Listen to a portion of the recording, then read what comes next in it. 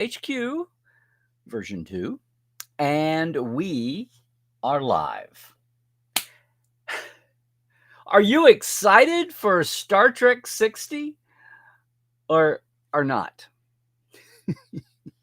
That's it today for Trekland Tuesdays Live, number 418, with me, Dr. Trek, Larry Nemechek, coming at you here from the heart of Trekland through Portal 47. And yeah, those Trekland Treks. You want to get aboard if you want to arrange your own customized away mission to actual Star Trek location film sites, not internal stages, but all the vast array of locations around Southern California, from Vasquez Rocks, sure, on down to the other 50 plus. Get with me, LarryNemechek.com or TreklandTreks.com.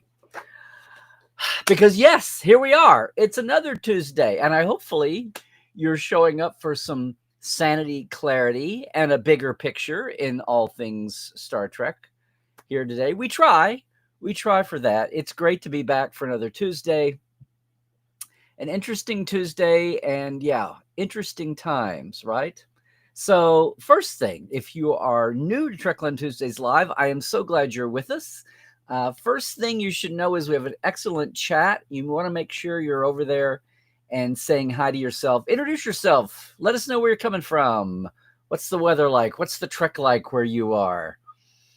Because that chat's going to be pretty active all through the show. Now, my thing here is we either have a guest, which we don't today, or else I'm up on a soapbox about something, and I have some thoughts today to share too. So while I am, go ahead, enjoy the chat, introduce yourself, look around.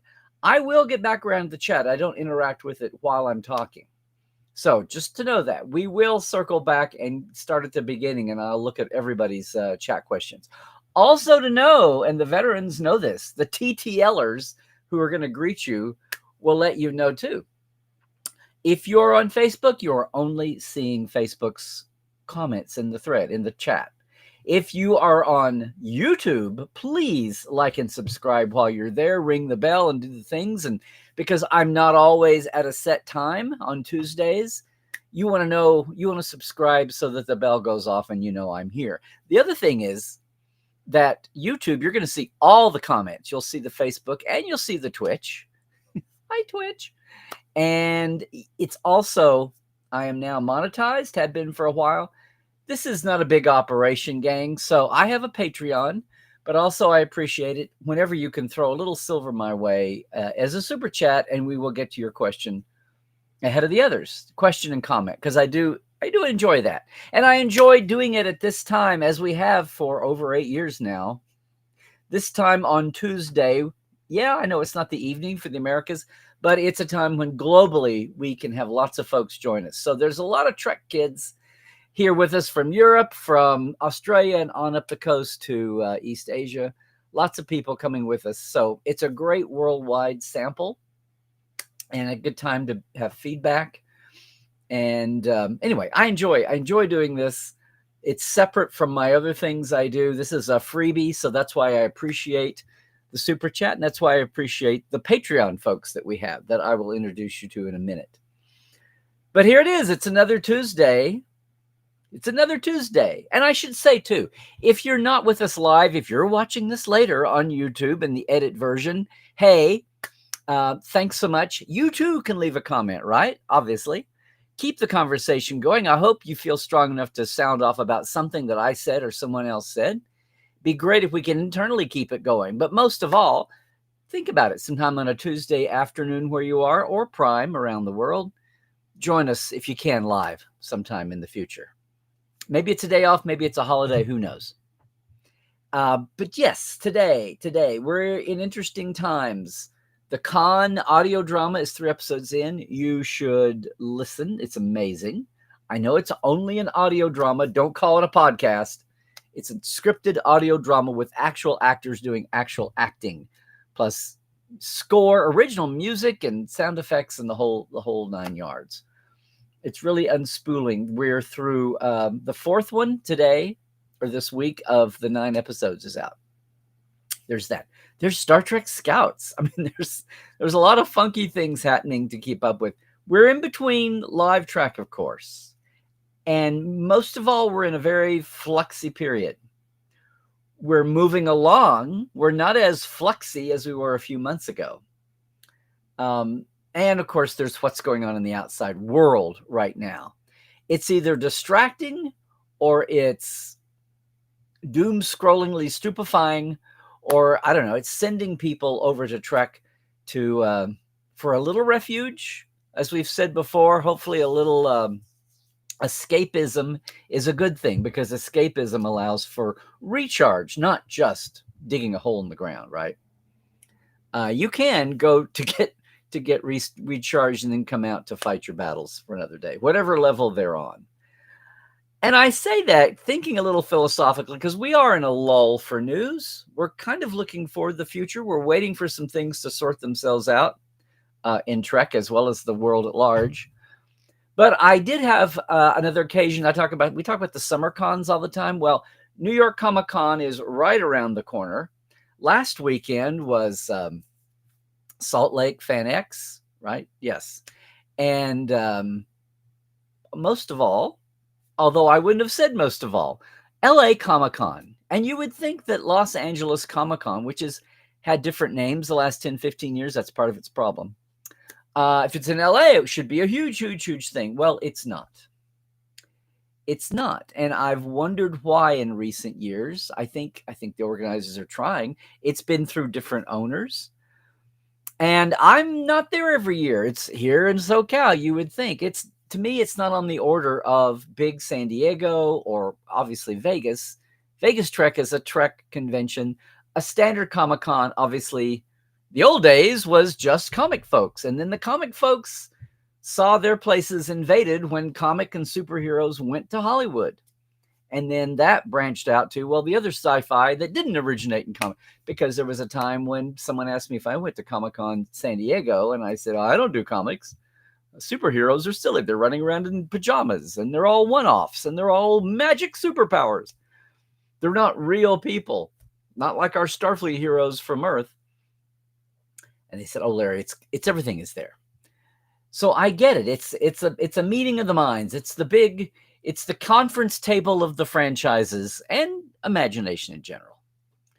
And we talk about that. Mainly, I'm thinking about San Diego. I'm thinking about all the regional Comic-Cons that are in different cities. There's some chain Comic-Cons. There's Galaxy.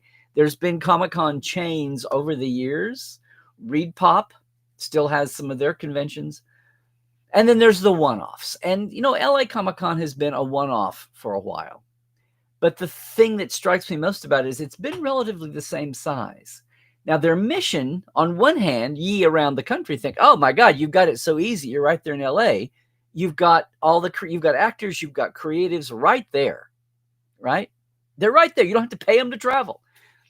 That's the good side. The downside is you've got all these creatives and fans right here.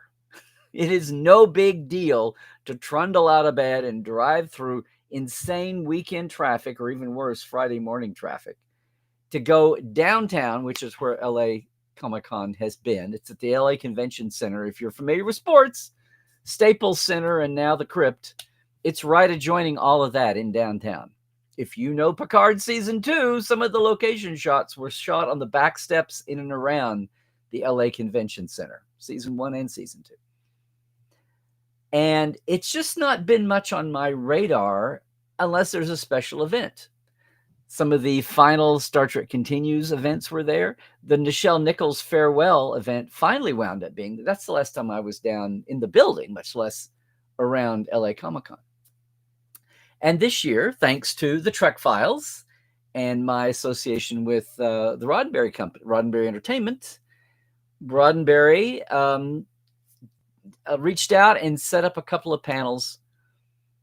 And one of them was a Trek File. We had a lot of fun on Sunday, I should say. Even more fun than I was expecting. And here's why.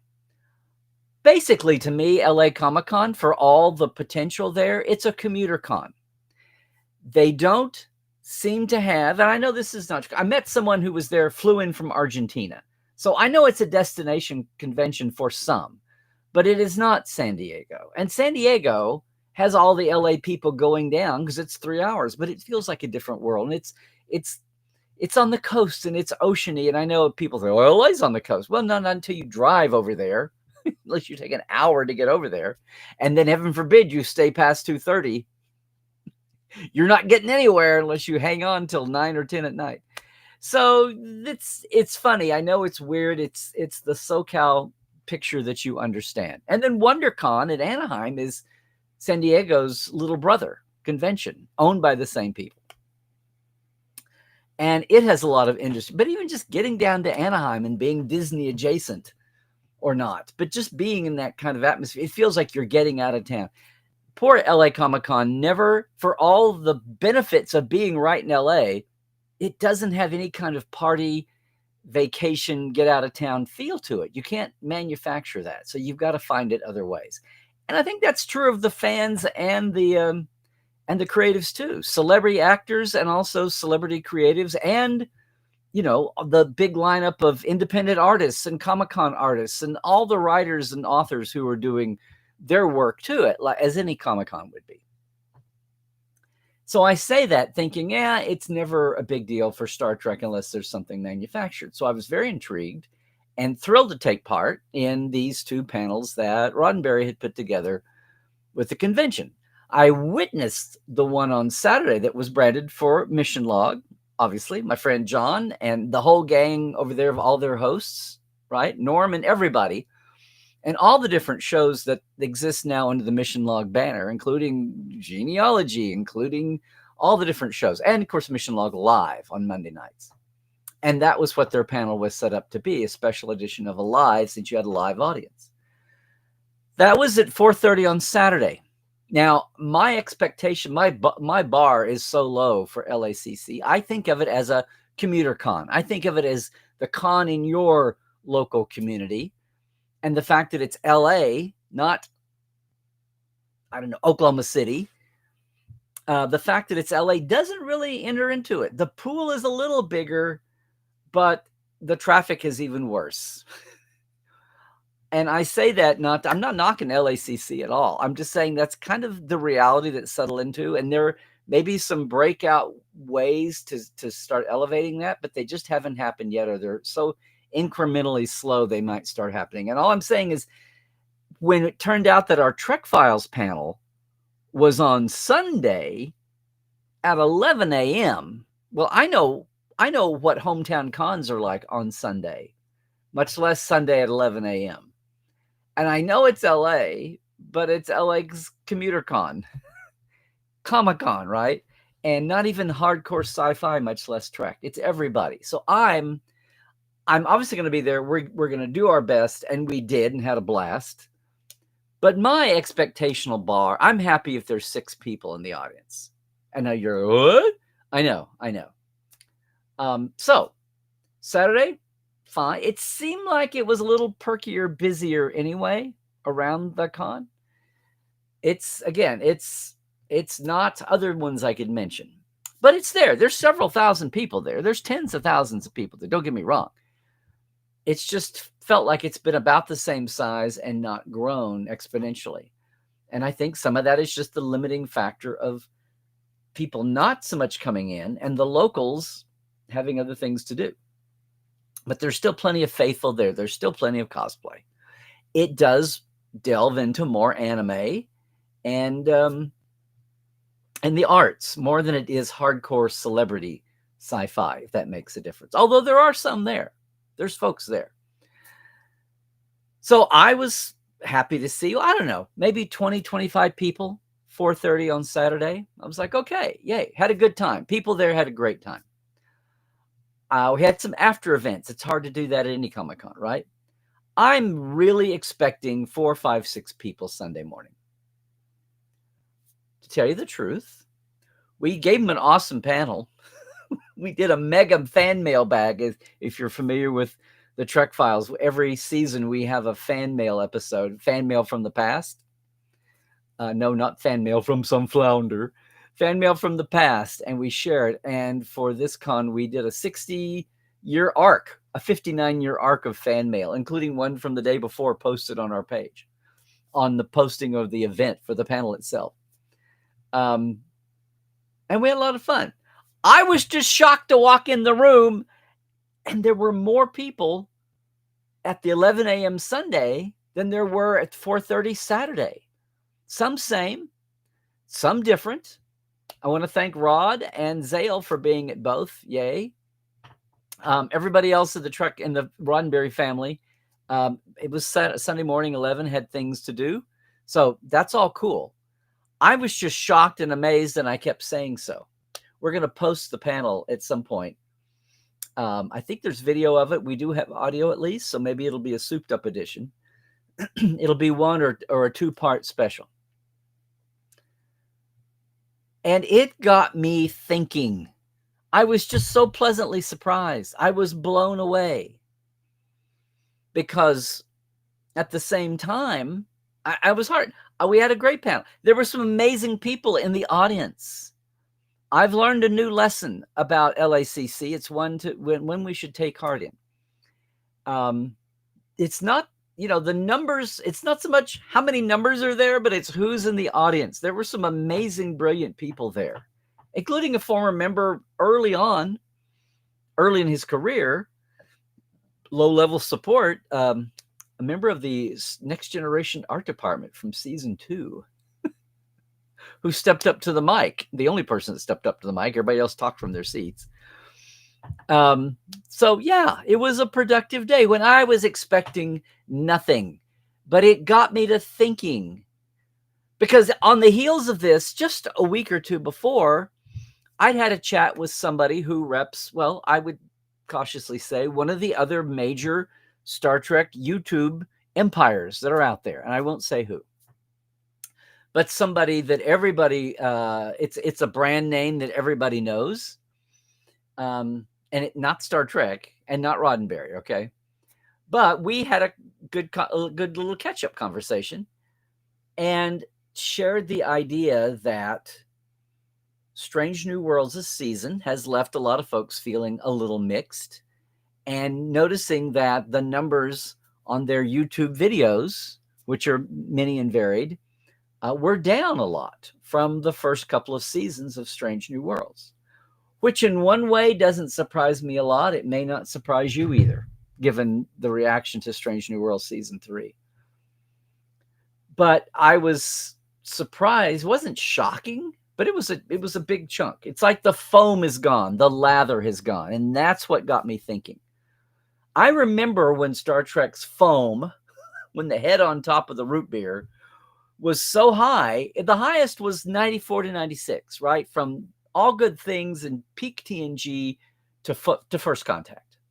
And Deep Space Nine and young Deep Space Nine and baby Voyager had just entered the realm, and everything felt like it was frothing up.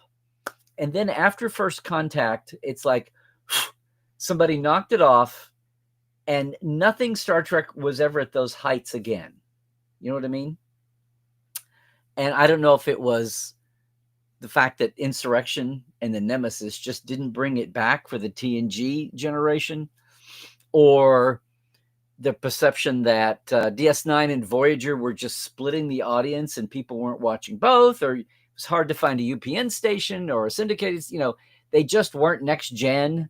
And it was just hard to sustain that high a level of whatever. And people didn't get DS9 being not serialized, but a lot more, the show that doesn't go anywhere, the Star Trek that doesn't go anywhere. All of that. And Voyager just being on the, market that's not even in the whole country, UPN. And then Enterprise. And, that was the peak. And I just remember that feeling of when the froth went away and we were left with a fan base, but the casual fans who were coming in and enjoying it, that seemed to disappear. And I'm wondering, hearing that news about just one, but a prominent one, hearing the news about their numbers were still there, but maybe down as much as a fourth, a third. And wondering, that's a reaction to some of the mixed feelings that we've all had about season 3, that even the showrunners have admitted to, and blaming the strike for being, disruptive, which it obviously was. and also maybe just being, went down that path. Maybe they went down that path of the gadget gimmick shows. Well done for the most part. Sometimes a mixed bag, but maybe just gone down that road a little much. And of course, 4 is already written and filmed by the time they're getting that feedback about 3. We'll see what that means. Definitely, though, they're working on 5 right now. But what's doubly funny, interesting, I should say, is that as we look at this boat, and then we have new entities still rolling out at us, like Star Trek Scouts, which is what it is. Don't make it into something it's not. It's for 3 and 4-year-olds, okay? But it's definitely a thing. You have to compare apples to apples with other animation destined for 3 and 4-year-olds, with some Star Trek touches at the core, at the tiniest touch of a core, which it does. I'm just curious to know who are the names attached. Someday we're going to get credits for this, and I want to know, because it obviously is not part of Secret Hideout. It all comes out of Nick and Nick Jr., and beyond that, we have no individuals. They know who they are. They'll eventually come out, but for right now, that's all we know. Maybe when all 20 are out and we get a season-long credit list, I don't know. But we're not in fallow times at all, because we have Academy around the corner, early 2026. So we'll see. I'm thinking February, March at the latest. I'll tell you why in a minute. Said so already. But we're in a time where now all this is happening, and I almost feel deja vu here, because I did some math a year ago and I went, oh, we're coming up on the 60th anniversary of Trek again. Oh, okay, well, it won't be anything like the 50th. And apparently the world is insisting on it being at least a fraction of what the 50th was. Apparently we're in a world where people want to go through the motions and enjoy it, which was a surprise to me. But I guess that just shows how much, people want to celebrate something in the world right now. And if it's attached to Star Trek, yay. And I think it also goes to show how many fans were not around for the 50th. I'm being arrogant here. I'm being in my rut with my blinders and thinking, well, the 50th is a 50th. That's an anniversary. The next big anniversary after the 50th is the 75th. Who is so wimpy and desperate they celebrate the 60th? I mean, if you're married, 60th is like a survival line. So that's cool. That's cool. And I've had these conversations with different people at times recently. And yeah, I've had my eyes open. People point out that the 60th anniversary, and here's the thing, when we talk about the anniversary of Trek, are we talking about the franchise starting with the original series? Or are we talking about the original series, period? Because every other series gets celebrated for its start day and even its finale day, for that matter, if it was a decent finale. Only the original series is the one that gets double duty. And so when we double duty and think of the whole franchise, I don't mean to take away from the power of the original series, especially when we live in a time when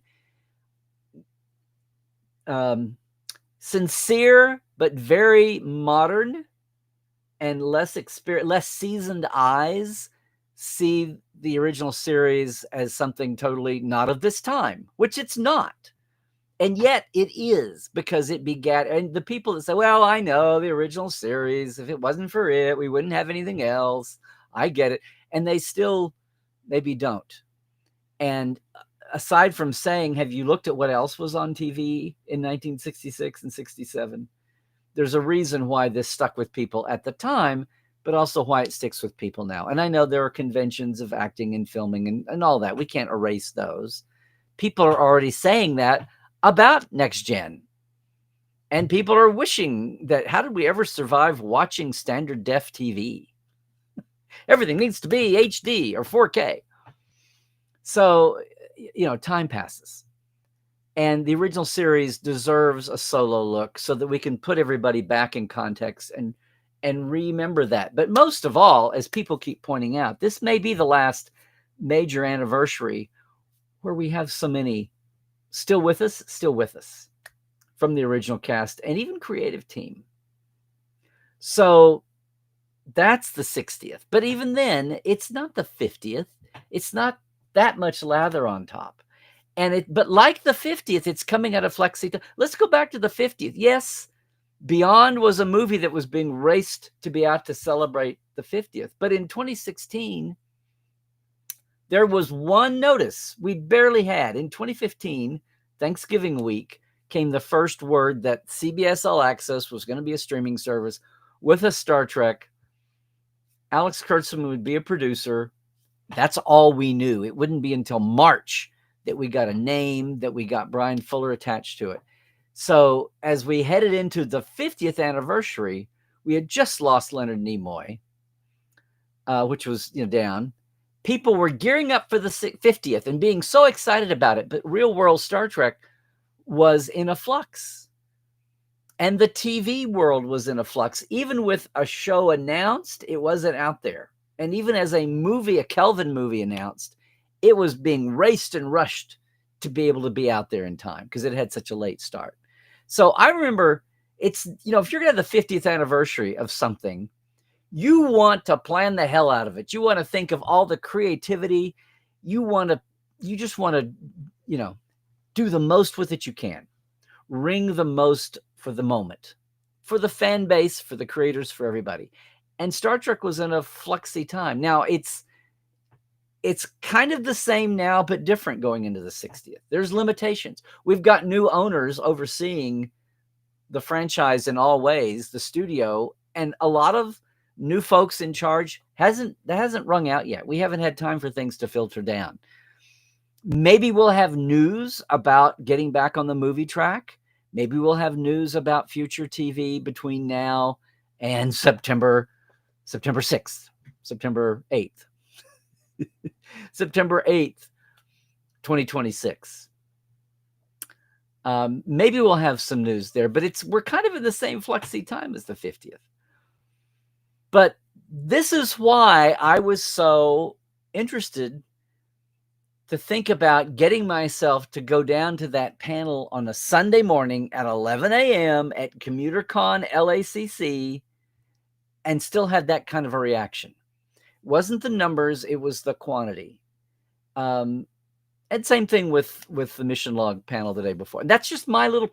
I think we were the only Star Trek event on the whole 3-day calendar. I don't think there were, unless there were some vaguely crossover people. I think there might have been one. Oh, the IDW Comics. There was an IDW Comics Star Trek panel. There was that. So those 2 hours were two of the 3 panel times at the entire LACC for Trek. No big studio splash there. I get it. It's just not going to happen. And you come from that, you get feelings. Maybe we get barometer here of maybe the foam being off things like video hits, video watches. Now look, you're watching me right now. You've found your way here. I am not out on the sidewalk blaring to anybody walking by. That's not what this is about. I mean, everybody's welcome. I would love for it if I was on the sidewalk blaring out, but there's ways to penetrate that in the online world. And you can just be 24/7 popping up in TikToks or whatever. And, it's Star Trek. You have to get to Star Trek before you get to me. I don't know how many people got to me and went, oh, well, I'll go try that Star Trek thing out because of him. I don't think that's the way it works. So I'm like a second tier in this chain. But I'm also looking around and watching. And I know right now we're not at fever pitch. I remember we talked at the 50th. I talked about 5-0 fever. Maybe that comes back. Because the other missing piece of this puzzle is, again, get out of my blinders, get out of my rut. There's a whole generation of fans who came along since the 50th. No, there wasn't a new series ready, and heaven forbid it had birth pangs. But that series begat a lot of other Star Trek. Animateds people never had a concept of before. Serialized storytelling, a TNG reunion. 2 different brands of animation. Pike? What? I mean, we've been down a long road getting from there to here. From then to now. there has been an entire new generation of fandom. We've had an entire new generation of what fandom does. This. We had social media and we had YouTube and everything in 2016 and 15, but it's just blossomed. And a lot of that was, on steroids, shot to the atmosphere, stratosphere by COVID, right? Byproduct of the pandemic. Zooming. Although some of us were doing it for 5 years before the pandemic, just to say. We were just doing it behind our paywall and surviving. But it's a different world than the 50th. Maybe our expectations are different. They were very pure and pristine, and we'd been in the same landscape, the same paradigm for 10 years. No new Trek. We're all getting into the legacy shows as these other fan tech markets, pop up. So that's my question today. Are you excited for Star Trek 60? Are you excited at all right now? Are you a little, Did Strange New Worlds leave you feeling a little more mixed than you did? Are you looking forward to Academy? I mean, these are the questions we're treading water right now, waiting. Have you been enjoying Con? Talk about flavors in the buffet and audio drama. And the 3-year-olds. Do you have a 3-year-old who's seen Scouts? You can't judge it by your adult eyes unless you work in the 3-year-olds animation target audience industry. Otherwise, or work with 3-year-olds, whatever, in preschool, or you make toys for 3-year-olds, whatever. There's a lot of things happening. It just feels like, in some ways, maybe it's harder to get excited about individual events. It's been an interesting year. Section 31 didn't do a hell of a lot for us. Strange New was maybe more of a mixed bag than we thought, and here we are. Academy seems to hold a lot of promise, unless you're just absolutely already not looking forward to it, or you can't be convinced. But then meanwhile, the way the 50th, my memory of the 50th was, a lot of people who wanted to celebrate the 50th, who were knowledgeable, who had been around the franchise, and who were lucky enough to still be employed at Paramount, they were wanting to do so much for the 50th, and their hands were tied because we were in a time of shrinking budgets, right? The TV and the film worlds were still separated, ostensibly. And there were a lot of frustrations of trying to do as much for the 50th as possible. Well, I mean, here we are now. There's already been the official site, Star.com. Through that, the studio's been talking about things that are in motion for the 60th. And one of the things that's right in our face is there will be a Paramount float in the Rose Parade. Now, I know around the country, that's like, oh, that's cool. That's a big deal. The locals, the local volunteer help, they're already reaching out. The LAOA team is going to go in and volunteer hours. You know how the Rose Parade floats are all built out of flowers. I remember, has it been 15 years? I remember the Star Trek float after the Kelvin movies. It was 2010, 2011, went over for that. And there was a Paramount anniversary float that included an Enterprise just 4 or 5 years ago. Maybe it was less than that, post-COVID. I went over with Cadet Alice to look at it live. So that's coming. So January 1st, they want to kick off 2026 and celebrate Star Trek's 60th anniversary. And that's an all Star Trek float. That's not a combined. You can see the conceptual images of it. But even beyond that, okay, Strange New Worlds is coming in the spring. That's an actual foundational touch to celebrating the thing. But even the 60th, but even more than that, the cruise. Okay, the cruise is right now. Star Trek the Cruise from ECP, Entertainment Cruise Partners. It's the only licensed event. Paramount does not license any conventions currently. So the cruise is the only event-oriented fan experience that the studio has grace over, and that's got a 60th anniversary theme. Shatner, Takei, George and Walter are all the guests, as well as Sandy Gimple and Sean Kinney. I'm leaving people out. Carrie Foss. No, boy. Lots of folks associated who are still with us. And that's a theme. Of course, there's a lot more folks. 2 of the Academy new cast, 2 of the younger cadets, are also guests for the cruise in late February, which also leads me to think the cruise has to debut by the end of February, or maybe have some kind of a debut event aboard the cruise. We're still waiting on that. So there's that bit. Now, they've partnered with this organization, Do Something, Paramount has. It's a national hub for youth-centered leadership and service. They're having a program called Boldly Go Green. It's a new campaign centered around making an environmental impact in multiple locations, all in celebration of Academy and Star Trek 60th. So it's youth-focused. It's trying to be the future. The Academy is all about recovering from the burn. So you got those parallels. But there's a charitable social component to the 60s that's set up. And I know it's the worst kept secret ever, but we've finally got Legos as a merch. If you want to look at just the merch line, which a lot of people want to look at, there's that. Digital webtoons is a thing. Star Trek's hooked up with them in 2026. There'll be digital comics. Webtoons has 155 in their audience, subscribers in 150 countries. So that's exposure. We'll see where that goes. We talked about Scouts. I keep wondering if it's going to build, or are we going to get beyond the asteroid invasions? Because asteroid is part of the title. Eventually, that means it's going to, between colons, that means it's going to go away. So it's Nickelodeon's digital studio in conjunction with CBS Studios, not necessarily Secret Hideout. So there's that. There have been 3 out so far. We'll see what else is happening. Of course, Khan's going. And most of all, online, they have a Star Trek 60 hub. If you just go to StarTrek.com/60, that's going to have updates. That's going to have new events, new partners, new merch.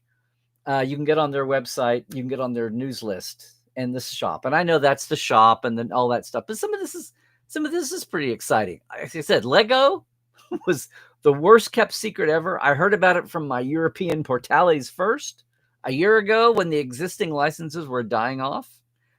But that's been a big thing. Lego has been, and that's been a connection. It's been a long time in the making. Because there's the thing about merch. People complain about the lack. I'll complain about the lack of Star Trek stuff out there. And I still have this. Is it in Walmart and Target in the toy aisles? Then it doesn't exist. Well, I know we do more than go to Walmart and Target for our toys. There's this little thing called online. But even more than that, Paramount doesn't wave a magic wand and command toy makers to take a license. They have to negotiate. Toy makers, and there's several tiers, and action figures in building block toys go down the line. What is there? There's a hierarchy. And if it's up to them, not you, they're the ones who decide on the date. And if they look and don't see you see your numbers up enough, who's going to want to hook up, right? Unless somebody has a really bold connection or whatever. That is why I love what Brian Volkweiss is doing at Nacelle, nominally a film and documentary place. And they've branched out into hard goods of all things, like action figures. And they're huge. They're selling so well. They've announced more waves. You should go check out all the Nacelle toys.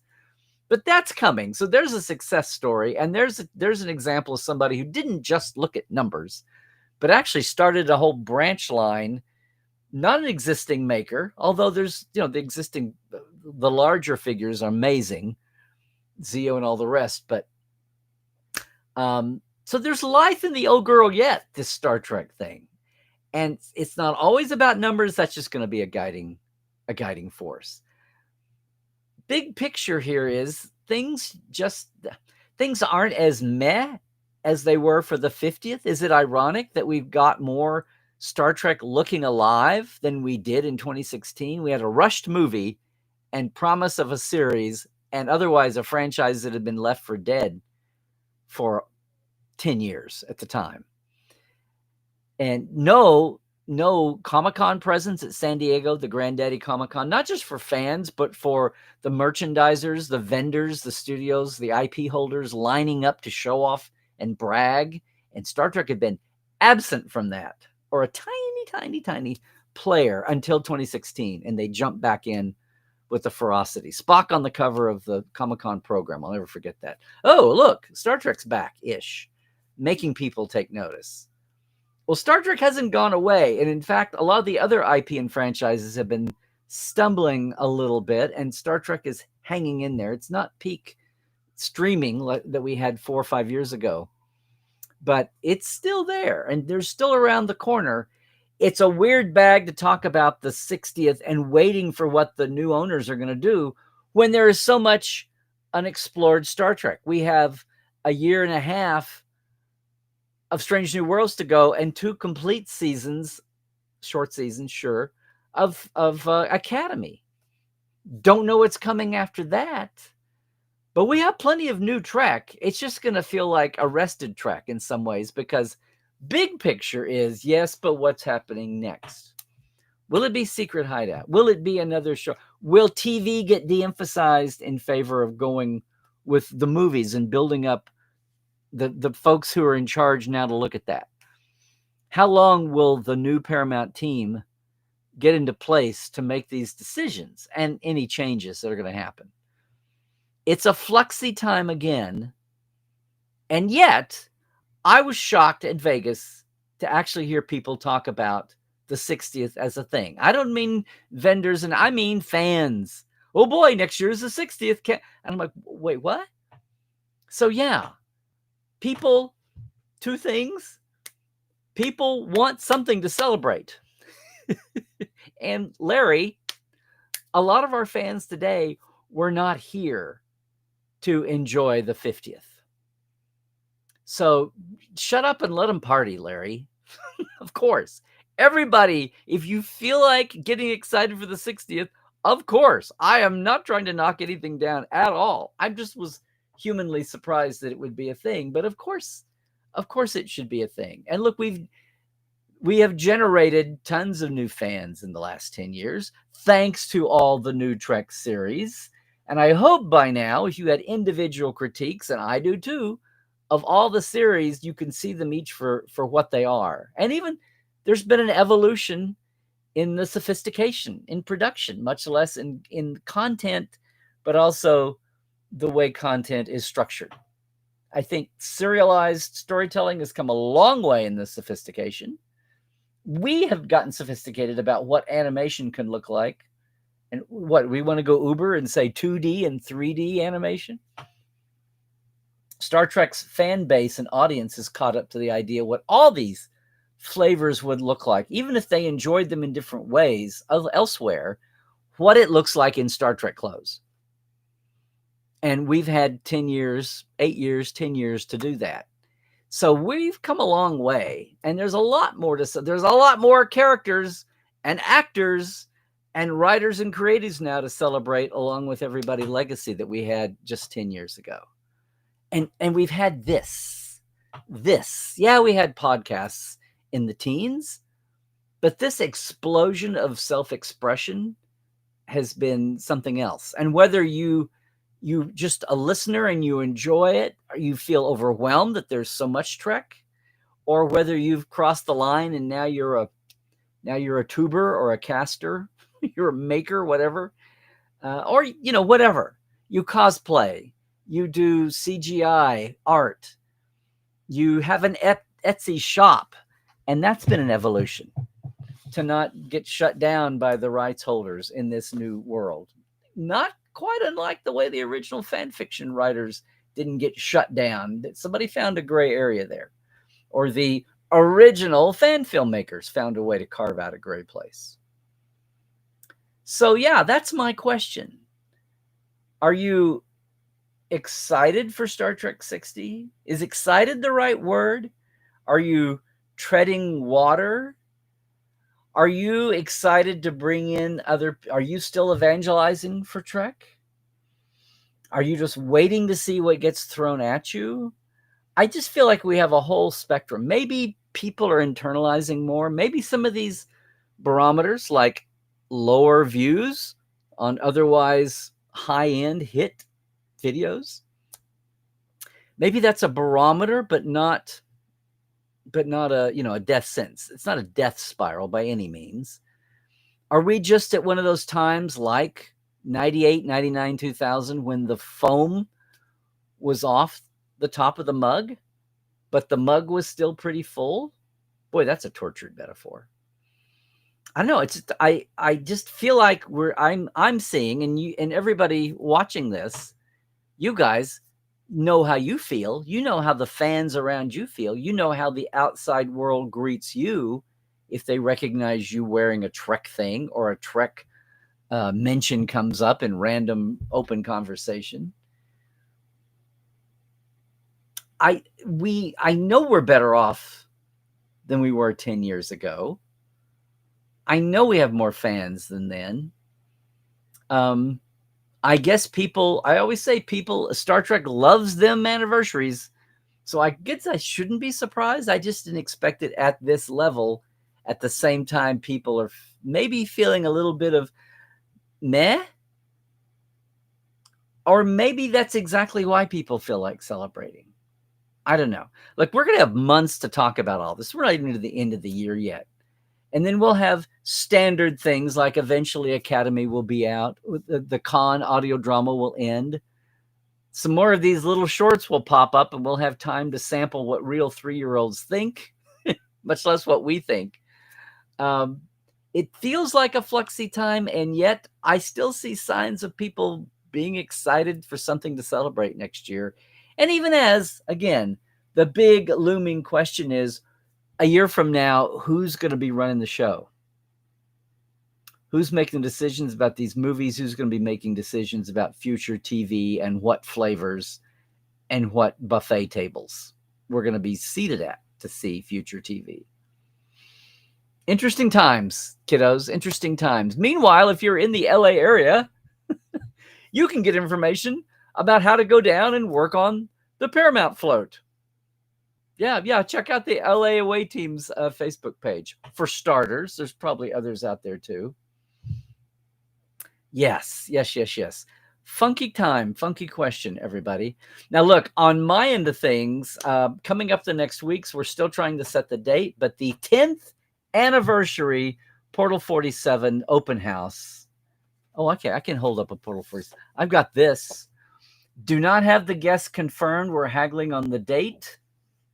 And it's a chicken and the egg about date and guest. So as soon as we have that, can you believe 10 years? I have a special 10 years logo that I need to use right here. Thanks, Scott. That you're going to be seeing a lot more of. 10 years of Portal. And I'd like to think we liberalized a little bit, even though it wasn't public facing all the time. I like to think this drumbeat about recognizing all the creatives behind the actors or alongside the actors has had some benefit, both for hearing from the people, but also just getting their stories recorded and knowing this is how the well-oiled machine actually works, Yeah.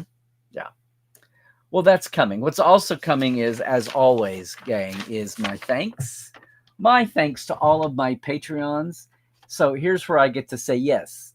Thank you, Chuck A., James Kerwin, Diana Hopkins, Halbert Gunjanssen, Lawrence Todd, Chris Jiggins, Mitch Keith, Keith Rombach, Josh Patton, Pranakasha Productions, and Comedy Forecast. Yeah, some of these folks have been with me for a long time because I haven't had this for forever, and yet there we are. And especially, and also, my live wires. Hey, J.R. Poole, Gary Williams, Rob McLean, Byron Bailey, Donna S. Runyon, Brandon Coles, Dave Gregory, Jesse at Crusher Convo, Chris Garris, and Casey Shafsky. Yeah, long time, Larry. You'd never know it. No, thank you. Seriously, guys. If you're curious about my Patreon, please give it a look. It's patreon.com/Trekland Live. It's just a $5, $10 monthly. You know how Patreon works. Takes it away for the shout out and access to our earlier years of Portal 47 behind the scenes guest night interviews and their images. That's a lot of good. I really appreciate that. And at the same time, Trek Files, our new edition is out. We once again are visited by Adam Kotsko, the author who did the analysis of modern Treks and compared them to older Treks, the fan reactions. Had him last, he wrote a book called, what's it called? Oh, it's up here. Late Star Trek. Adam's our guest back again this week. Check it out if you would, where all fine pods are caught, especially podcast.roddenberry.com for all the podcasts there. And even more so, thetrekfiles.com is our memory alpha page where the whole kit and caboodle archive is there, plus an audio player, plus the docs of the week. It's the one best place where the documents are there. We're the only podcast with homework. You can do that and check it out. And also to say that there is a Patreon and a live show just for the Trek Files every other Monday at 4 Pacific, 7 Eastern, called Trekophiles Tonight. Trekophiles spelled with an F. It's accessible at the Roddenberry at the Mission Log Discord, which you get into by joining the Mission Log Roddenberry Patreon for $1 a month. I know. Go over, join that, check that out, and then you can join us every other Monday at 4 on camera and live. But basically, that's a new thing we've got to try to finally build a community just for the Trek Files, which is awesome, which doesn't even overlap completely what we've got going on here, okay? That's happening, and yet at the same time, Portal 47 is your backstage pass to Insider Trek. In our 10th anniversary year, that's kind of crazy, the Trek Files, portal47.net. And gang, in case you were wondering, it is still Larry Nemechek at Twitter X and Blue Sky.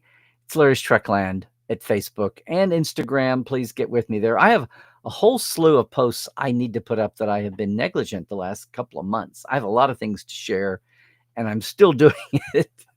But most of all, portal47.net. Yeah. For all the Trek folks who have no idea how much Star Trek they still have no idea about. That is why I do what I do. Some year we might have a national behind-the-scenes Star Trek month that will just focus on that. Maybe that's another thing. And of course, treklandtreks.com or my page for insight and information about taking your own personalized away mission as a 6-hour a day tour to 4 different sites and a fast food lunch. So gang, I don't know, did I poke any buttons here? At one hand, it feels like kind of a quiet time. We're in between events and things in Trek, and at the same time, there's lots bubbling beneath the surface. But what it all comes down to is, what are you thinking? What are you feeling? What is your fan circle of fan buddies? What's everybody around you thinking and feeling? Do you even think about how you're thinking and feeling about Trek right now? I'm just curious. It seems like an interesting time. And again, I keep getting signals different directions, right? Anyway, if you're leaving us right now on YouTube later on, thanks so much. Leave the comments.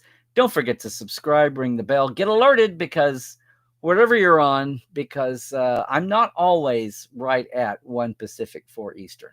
So it's good to know, get the alerts, get the signals. And if you are leaving us right now, please just stay healthy, do all the things. Stay awoke, eyes open. Lots of shit going down.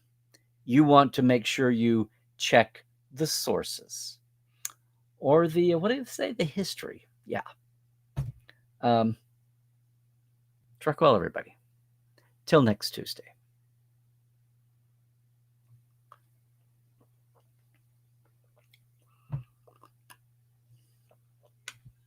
Of course, you live folk with me. Live wires and otherwise. Stay right here. Stay right here. Let me clean this up and we'll dive into chat. Dive into the chat.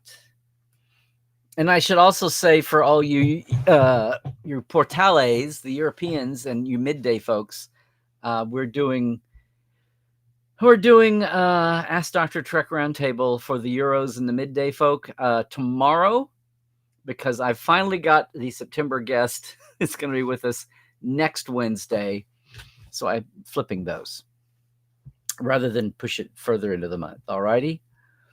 So let's see who else here. Hey, it looks like a lot of our what do we call that? The usual suspects. Yes, thank you, Casablanca.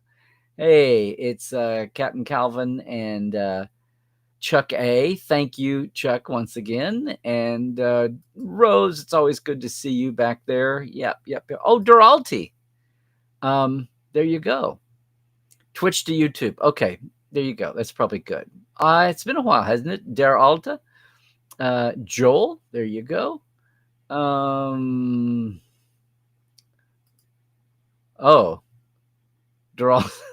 I don't want to say where have you been, but where have you been? Yes, it's been talked about for several months and finally launched. Gone through many iterations. Hey, Willie, just go look on YouTube under Star Trek. Go search for Khan. That's pretty much going to be here. Mona, always good to see you bopping in from Brazil. Sean, there you go. Good to see everybody again from around the world and the other continents. Sean, I could not have said it better. Thank you, sir. Thank you, sir. So we've got 3 continents already represented here, right?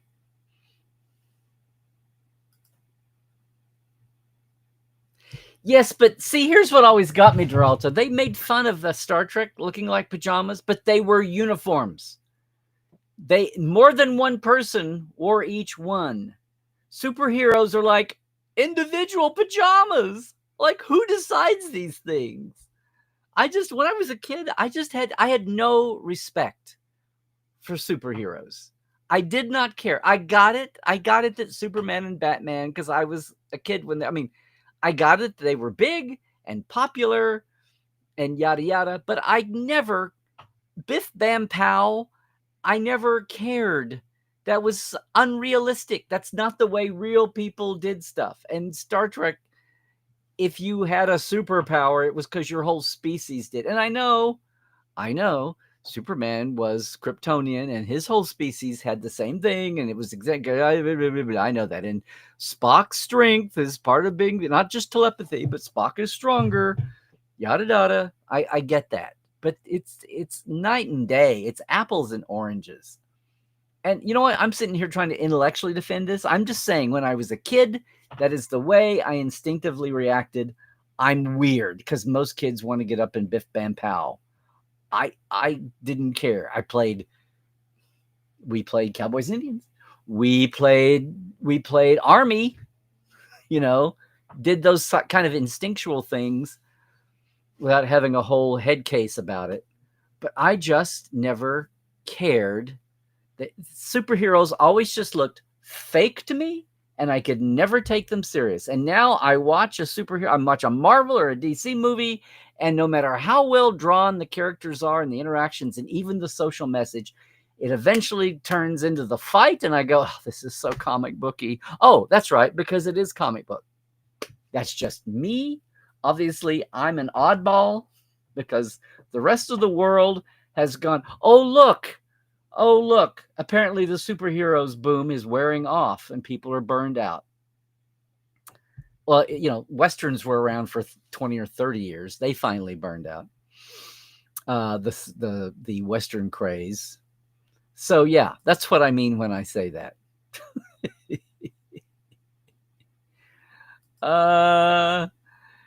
Sean, you were asking the mob, right? Yep.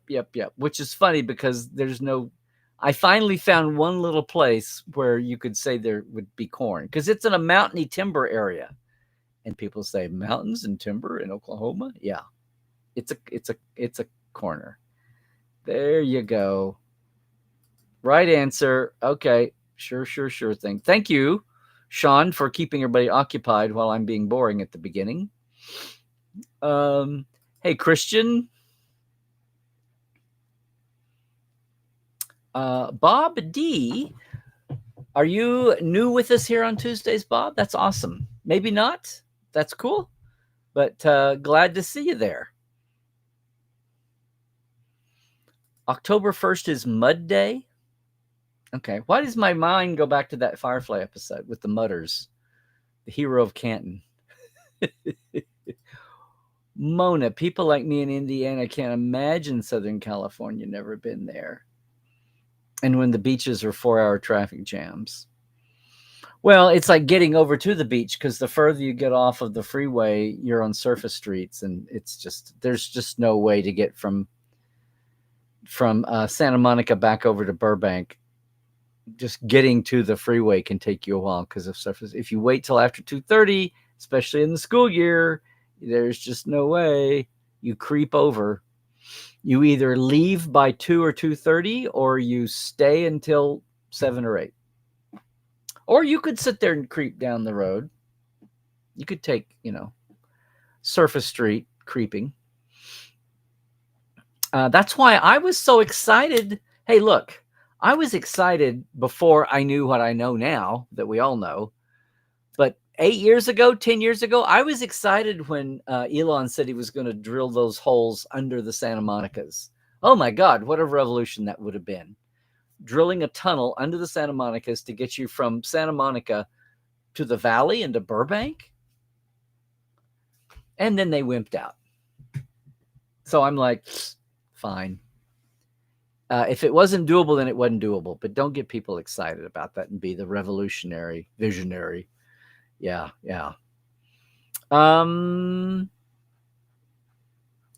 Red Shirt Bob, you're back with us. I remember you. Feel free to jump up and jump in. Canning tomatoes, Bob, huh? Okay. Well, now I'm curious where you are. That sounds like my mom doing that. Is it? And it's September 30th. Okay. Must be quasi south, not too far north. Just thinking. Look at all these folks. Con. Hey, Timothy, good to have you back. Let's see, everybody. Did I ever say anything that made anybody like peek up a little bit? Hey, Ranger Donnie.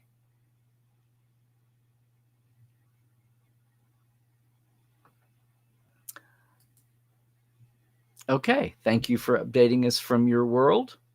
There we go. Did everybody see that? There we are. All righty. I had one of the pillars of fandom in Oklahoma City Oklahoma City and Norman passed away in the last week. So this is a little shout out and a nod there to Claire McMurray. And I knew her under her first name too. Yeah, it occurred. No, you're in the middle of a debate at a CONCOM meeting, and Claire comes along and says, "It occurs to me." That was her trademark line. But a stalwart, not just with fandom, but with the Oklahoma Space Alliance, which was the real space activists, organization too. Yeah. Another one passed. I'm thinking, prepare your checkbooks. What? This is, you're trying to guess who? Nope, none of these. I mean, if you just go and look at sites, you can see what their numbers are. I really should sit down and do a comparison of several sites and see what the numbers on Trek videos look like, if there's just kind of a lessening of hotness as far as views numbers go.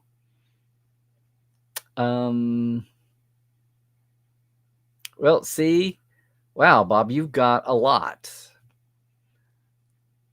Yeah, tomatoes were never my thing. My dad loved being able to say, "Oh, that's right out of the garden."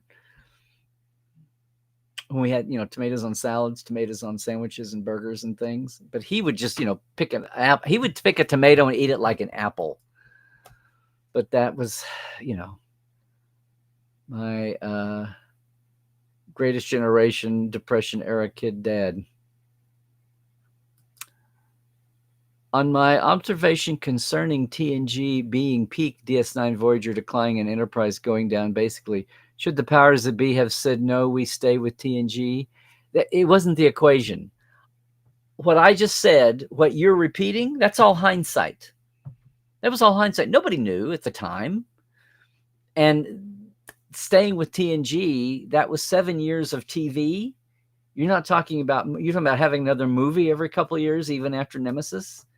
The zeitgeist had just changed. But 7 seasons was baked in the cake. That was amortized. The money was already pre-inflationarily figured. If we spend $1.5 million an episode for 7 years, that's what we will sustain money on now, and that will be great for you have another year, you're going in the red with it. You'll never catch up to what you spent with 8 seasons. So there you go. And by that time, though, of course, in the beginning, you're spending physical money on physical production. By the end, you've got so many set pieces and props and stuff. Most of your up and pay is going to the actors and the creatives, right? And if the guild minimums for directors and writers have gone up a little, you're having to amortize that. But it's a shift.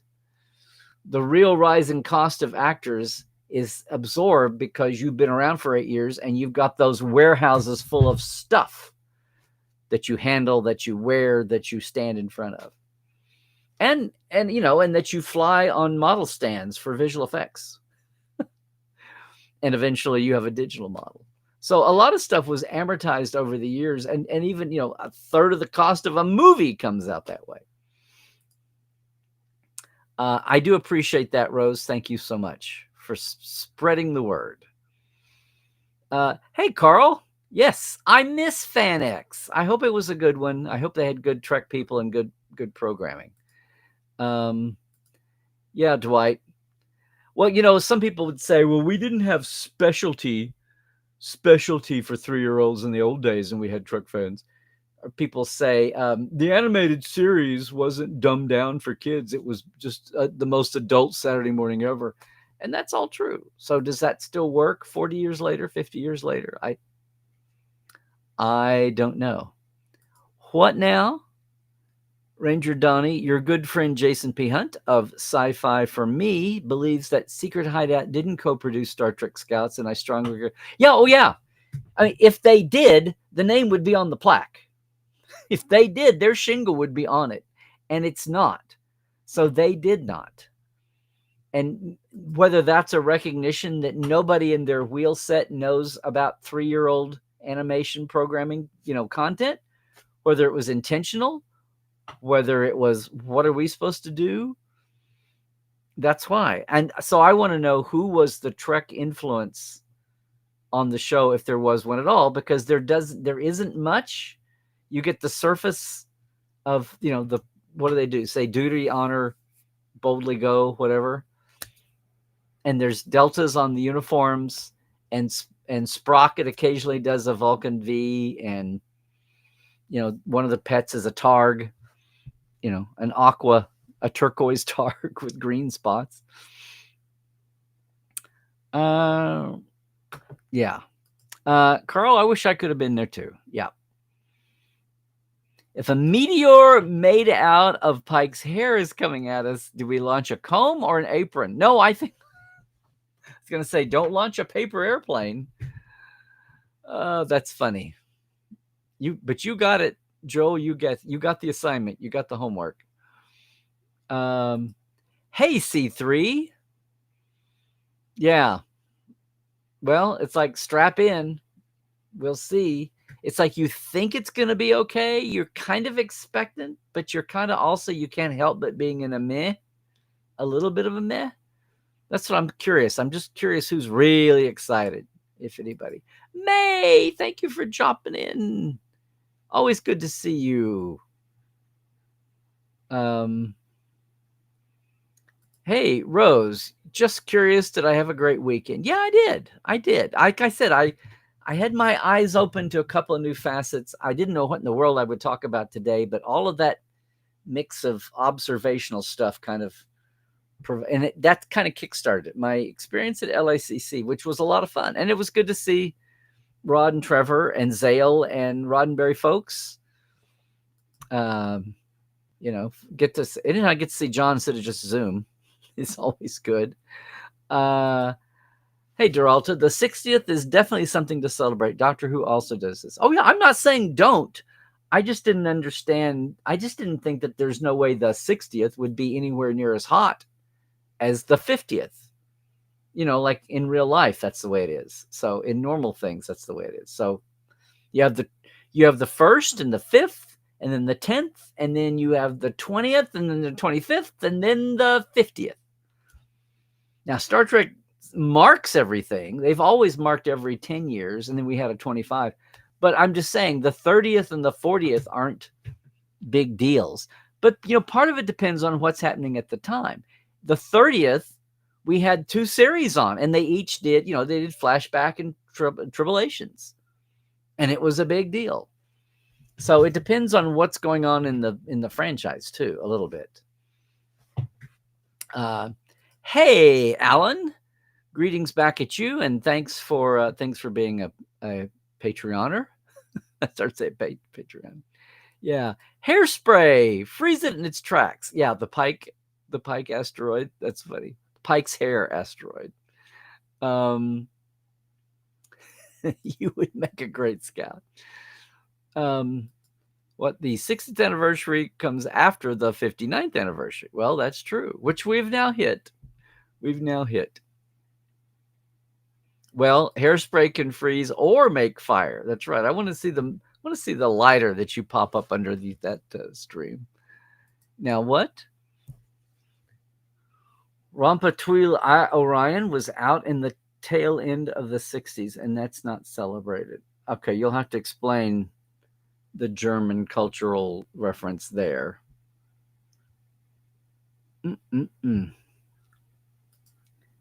You're grateful to CBS Studios for bringing TNG to Blu-ray. Yeah, but that was all about syndicating the episodes freshly with DVDs as a byproduct. That's originally how we got the Blu-rays. It wasn't like, let's do an upgraded remastered Blu-ray set, and that's just what we'll slip all the local stations who syndicate still. And there's a lot that still syndicates still. It's kind of gravitated to Heroes and Icons and, aside from what's at Paramount Plus. But there you go. For the lineal model, people still on their lineal TV.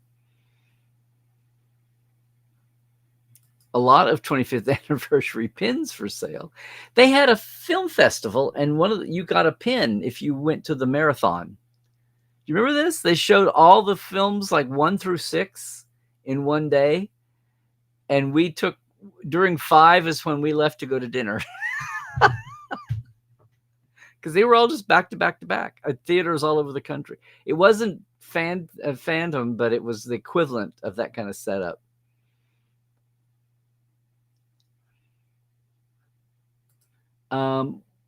Duralta, what Doctor Who did for its 50th? The Whovians got a complete 7th season leading up to a special that was in cinema. That was leading up to another. Yeah, I was going to say, a lot of people were angry at the 50th that there wasn't a Star Trek special. There actually were 2. They were just smaller, but and one of them was Smithsonian about remodeling and upgrading the 11-foot Enterprise.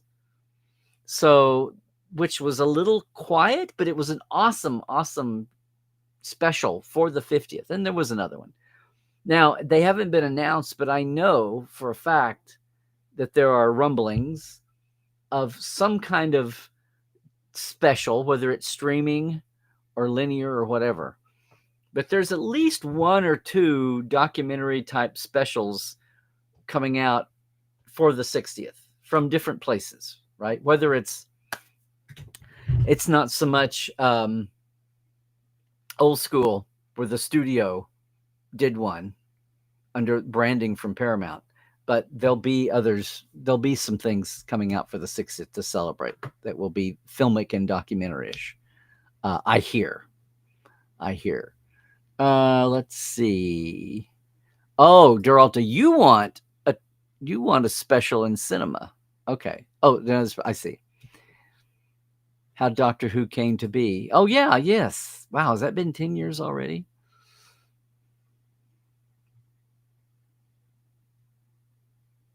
Mm.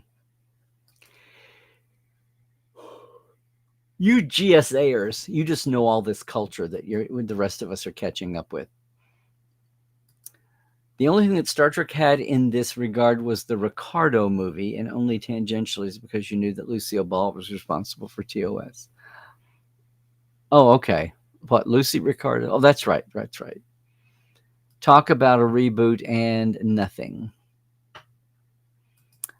A small hiatus of 2 or so years would be a good idea. With what? With TV? Be careful what you wish for, Lieutenant. You may get it. If nothing else, there may be a plan, and it just takes 2 years to start with a whole new group, if that's where they go. Much less decide and then produce it. Der Alta, of course. I didn't mean to insult anybody. Of course, you're excited for Star Trek 60, but also taking Star Trek as it comes.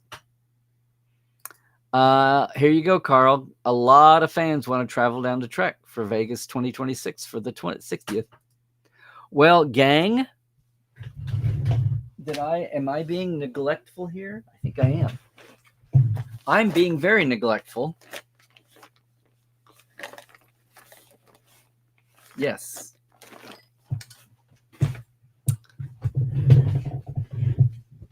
Okay. What's our mark here? 116. One other private entity that will be celebrating the 60th is the return of the big tour from Geek Nation Tours. That's Terrace.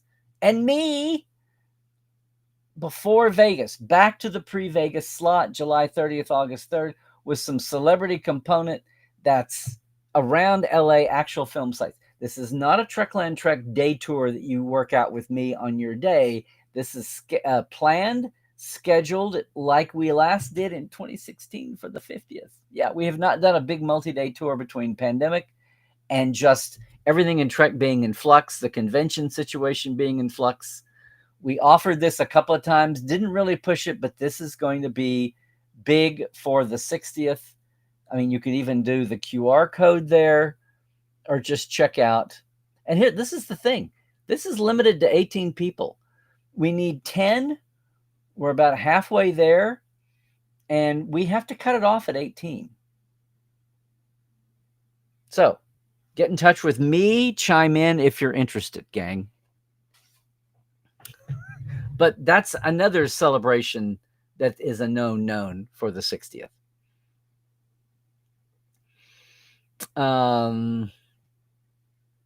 Let me see what we've got. Yeah. Red shirt. You're going to celebrate the 60th whether CBS does or not. Well, CBS, remember, we're back to Paramount now. It took me 3 or 4 years to start saying CBS instead of Paramount. Now I have to turn around and say Paramount again. They're going to be celebrating the 60th in some measure. Yeah. That needs to be a hashtag, doesn't it? Or a button. Puppets for the 60th. Puppets for the 60th. Well, you think Section 31 was nitpicked to death. The only thing that annoyed me was killing off the Delton. I think it was seriesed to death. I think they had so much background from the potential series that they couldn't, cramming it back into a 2-hour movie started. And then I just think, I don't think it was budgeted adequately for a 2-hour movie, even a 2-hour TV movie. I just really felt at times the lack of money was screaming at you. But there we go.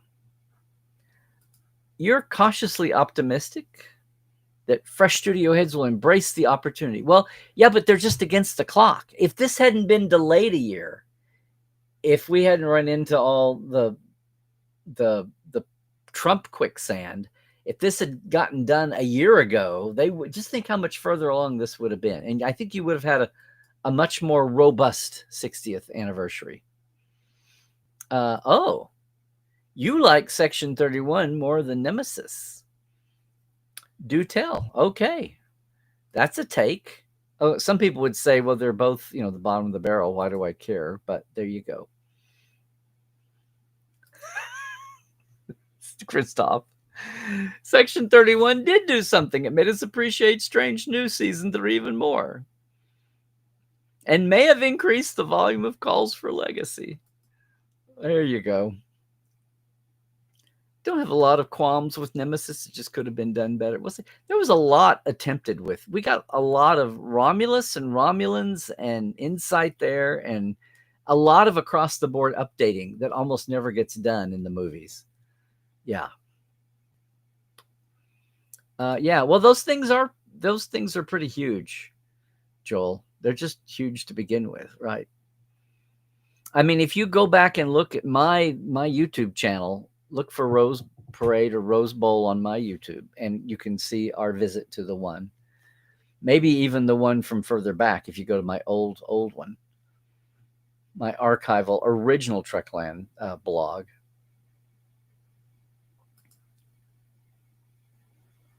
On the other hand, you know of a few others that liked Section 31, but as generic sci-fi TV movie, not as Trek. Should have been named Star Trek Georgiou. I think so. I think that would have been at least fairer. It wouldn't have been as confusing. Oh, ran into two fans at FanX that talked up the 2 Trek cruises they had been on. It wasn't Melody and Jeremy, was it? Because they're in Vegas and they go up. They're Portales and they go up to, and they're on the cruise and they go up to FanX recently, in recent years. See, this is the thing. It's like saying, are they a villain or an adversary? You don't hate something, it's just on the bottom of your list. It's your least liked, which doesn't translate to hate. Mm-hmm.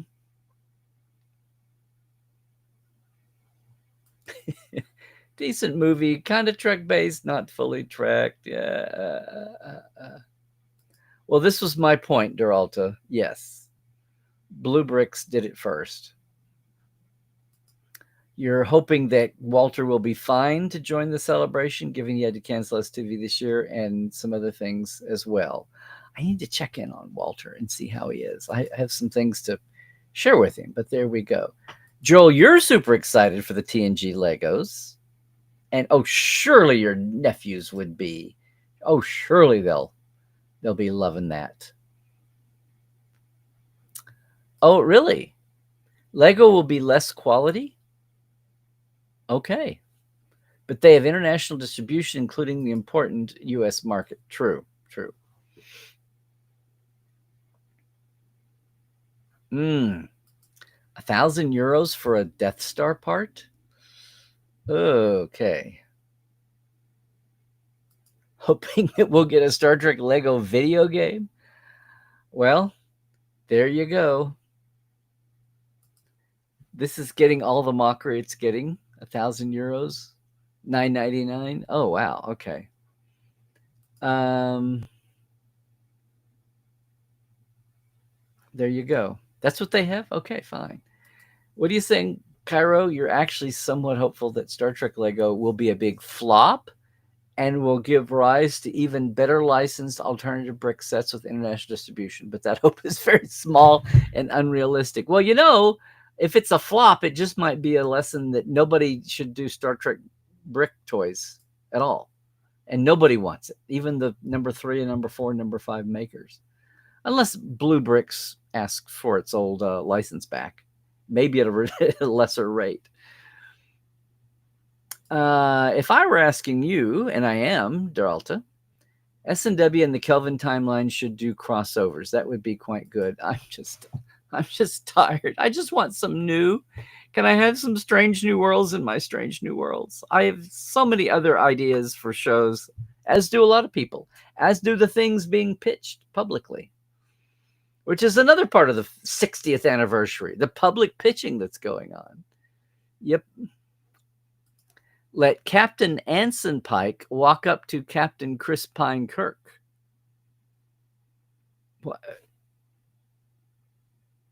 Why? I mean, aside from just doing it to do it, well, I don't get I don't see what it does for I mean, I don't know.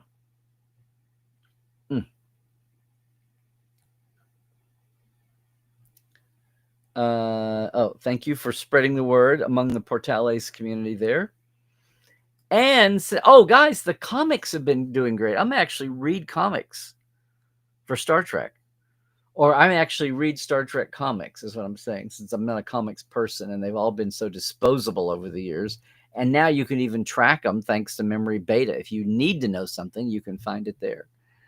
If Gal Gadot's Wonder Woman would show up on the Enterprise, look at Kirk and go, Steve? In a Kelvin movie, that would be funny. I'm very interested in what's coming up in the licensing area. Of course, you would be. And I hope that no more license takeaways happen, that we get some licensees of different kinds and goods. Yeah, well, that's always just been kind of a thing, sadly.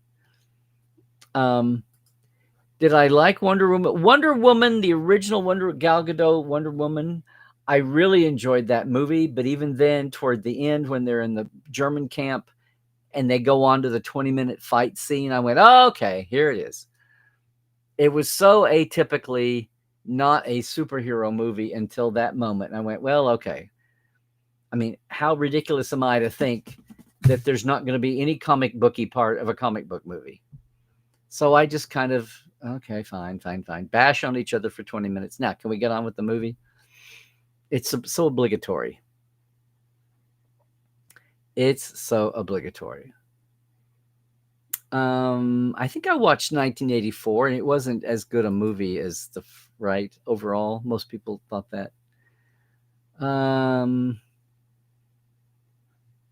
Maybe licensing should be open to everyone. That I can go there and say, "Hi, I'm writing Star Trek. Want to sell it and make money? You get cut out of your deal."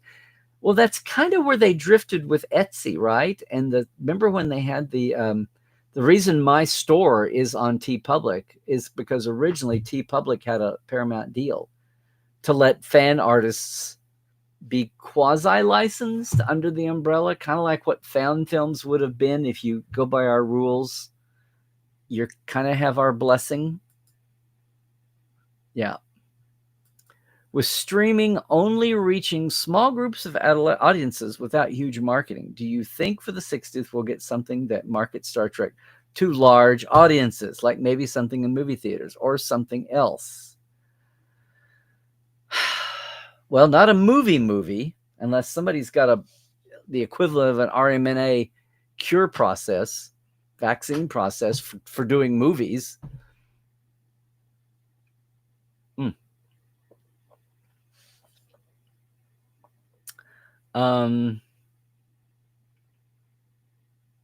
Maybe a documentary, you mean? Like a Phantom? Maybe there's time enough to do that. Maybe there'll be some independent original documentaries in theaters. We'll see how that goes. Yeah, Joel, 1984 was a letdown from the first, which was a high bar to try to equal, right?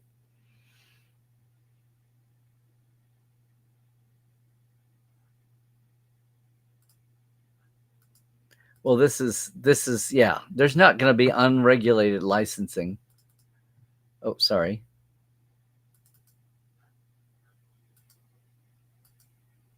Come on. There. Yeah. Licensing has to be, you have to guard and protect your IP, right? And then you have to carve lanes for your licensees, and it has to be of a certain quality. How can action, adventure, drama, romance, and a lot of fights? I don't mind action, adventure, drama, and romance. It's the obligatory 10-minute fight scene that just goes on and on and on. And I didn't like it. And I didn't like when Jason Bourne, he was supposed to be a super soldier. So those things, okay. But I just get nothing out of it. That's why half people focused on the stupid parallel with Wrath of Khan instead in Into Darkness, and I just rolled my eyes at the eternal 3-hour shuttle pod platform fight. The damn thing never ran into anything, so they could keep punching each other for 15 minutes.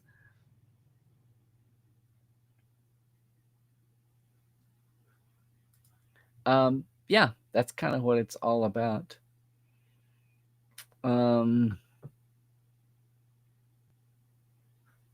True, devil's in the details. And relationships.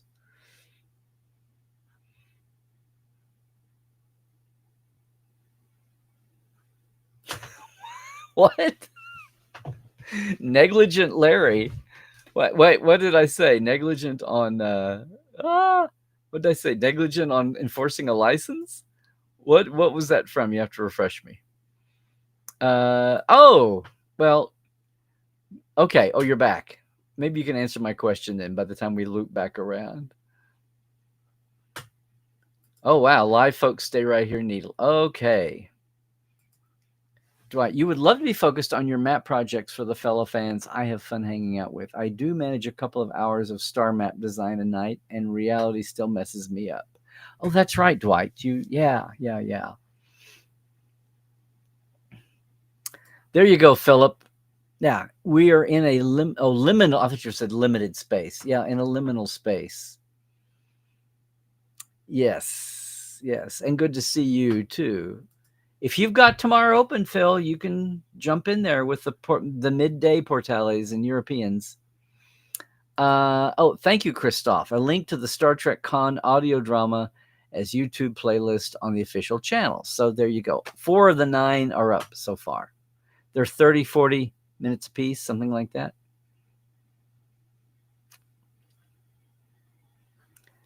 What now? Bruce has a designer. What are we talking about? Superman probably, and don't get me started on Wonder Woman.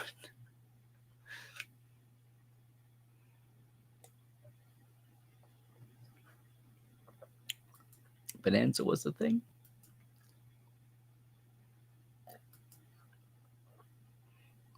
I think it's available on multiple platforms, on podcasting platforms. Podcasting to me is people talking non-fictionally, non-scripted. Actors on a dramatic script, that's an audio drama. That's not a podcast.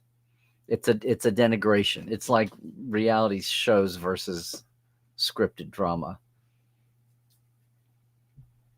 Reality shows. They basically now say scripted versus unscripted, and unscripted is a better name because they're not real. They're just as produced and fake and hokey as pro wrestling. Mm-hmm. Westerns are resuming a place under the sun. That's true. Just not 80% of the TV channels. Good night, Rose. Yes.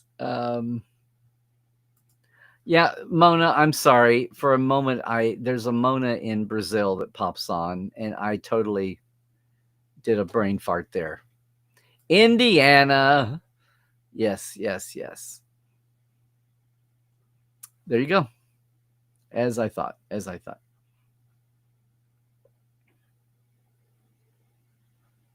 Well, see, as desperate as everybody is, Sean, I think so. It's funny. I think it needs to be south of town. I was looking at Google Maps, and there's one place where it's like tilled agricultural, so like a farm, where it's actually under crops, and that's the one place somebody could have. Of course, now this is after World War III. There was nuclear fallout. There was nuclear winter. There could have been some climate shifting. That's the other retcon that I have in my head. If the climating, shifted that much. Hero of Canton, the man they call Jane. Yes.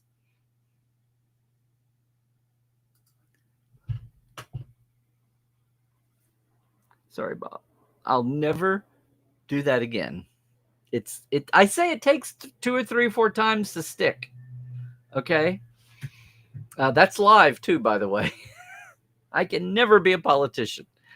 I never will get a name and a face on the first. Faces, yes. Names take a while, and we don't have faces here.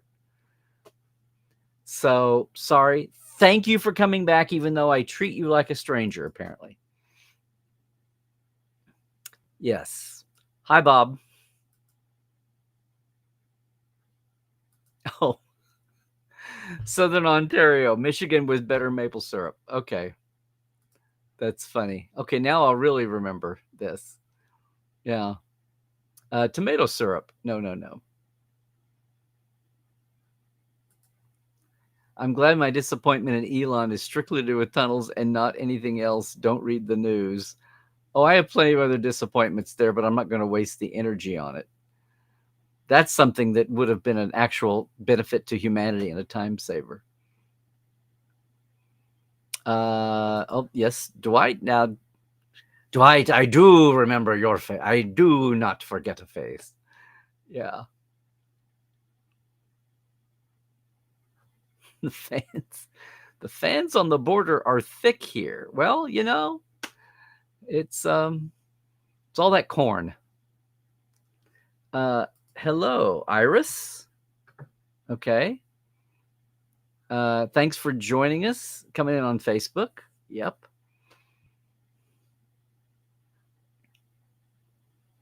Well, I know, but eating an apple like that's much more common than eating a tomato like that. I know. I just remember when he would do that, it was like, oh, my dad grew up in the country. Well, what is this not true of, sadly? Yeah. Since Oklahoma's only a state since 1907, was your dad, granddad a non-U.S. citizen? Oh, no. No, and if you were there, a lot of people that were there, now, the Indian natives didn't get national citizenship until what, 1924, 1926, which is amazing to me. In the decade of the 20s was so like right now. I'm amazed they passed that bill, but oh no, and my grandfather was born here, but it was territorial, not statehood. But of my grandpa, on my dad's side, my Nemechek side, there were 8 brothers. They were Czech, and 6 of them were born in Europe. 2 were here. And my grandpa was the next youngest. He was the first one of that family born in the U.S. But the rest of them, you just got your papers, and it wasn't a big thing. Because that's how we were filling up the country. Was America's what it is because of immigrants. Everybody's an immigrant. Even people love to talk about technically the natives came down from the Alaska land bridge. But everybody is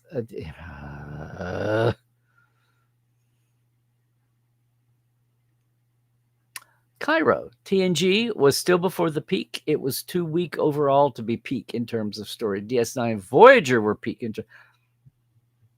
Okay. Well, Cairo, but when TNG peaked, DS9 and Voyager weren't a thing.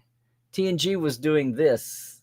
I'm just saying the numbers. I'm just saying, in hindsight, since the Netflix revolution and streamability and having everything everywhere all at once for access. Excuse me.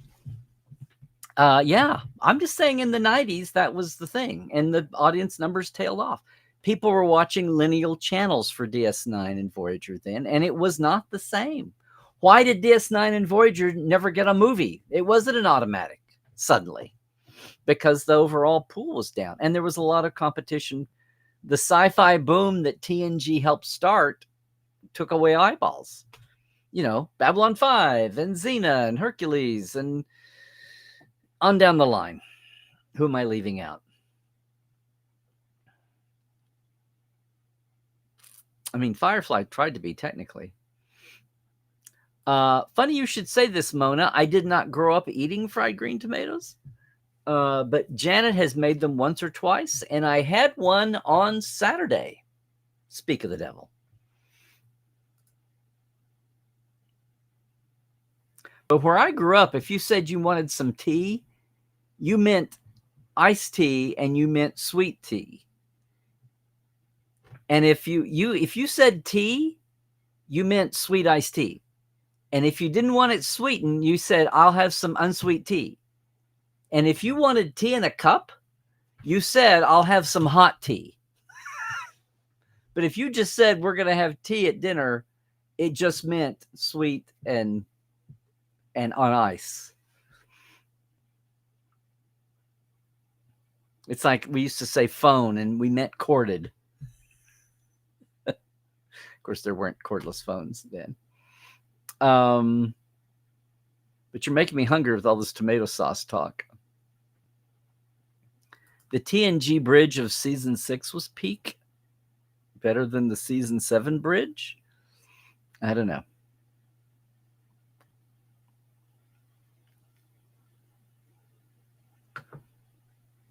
Oh, Carl. Well, that's nice. Very nice. Tell everybody to go to, my guy that used to have me come to Salt Lake. He kind of retired from the con committee. So he saw the value that I could bring to the panel room and to the lineup. But you know what I say, tell him to, and things have changed and shifted where I'm not, like, my world is not just going to cons now. I've got other stuff to do, but I love the Salt Palace, and I love whatever that hotel was right across from it. I love Salt Lake. It was great because I'd never been there until I went to these the one con, and then the little lit con that died. I was at the last one, and then he met me there and had me come to FanX back when, well, it was still Comic-Con then. So Dan Farr, have everybody ping the con committee and say, have Larry come back. That would be great. You'd think after all these years, somebody would make a new berry and call it a Roddenberry. Yeah. Walderbeeren. Walderbeeren. Yeah. Could have a 60th multiverse, bring back all the Spocks and Kirks. Do that. Yeah, that would be a thing. Talk about mirroring DC and DC. Just got flashbacks to that Star Trek live event with that awful beatboxer. Don't blame him. I think the stage manager turned up drunk. That's the one that Tawny Newsome and Paul S. Tompkins were. That's the one that Tawny Newsome, like, single-handedly, verbally stage managed from out on the stage. That's when I became the hugest Tawny Newsome fan. She manhandled that thing. I was like, did the stage manager, like, show up drunk? Why is nobody running the show? She was like, and now we'll have our next... Oh. She, like, cued the poor beatbox guy. That's why he was so horrible, because the show was falling apart, and she wrestled it. I was sitting there watching it from the audience going, oh my God, is nobody running this thing backstage? It was just amazing. People trundled out, and actors had been at conventions. They knew how to all come out on stage and get in and out and what the expectations would be. It was like, that was just chaos. I could just smelled like chaos. I said something to her on the run at some event in the last year or two, and she kind of laughed. I'd love to sit down and talk to her about that day someday. Yeah. So I don't blame the beatboxer. I just think he was stuck in a bad situation like everybody else was. You guys in your strawberry conversation are just amazing.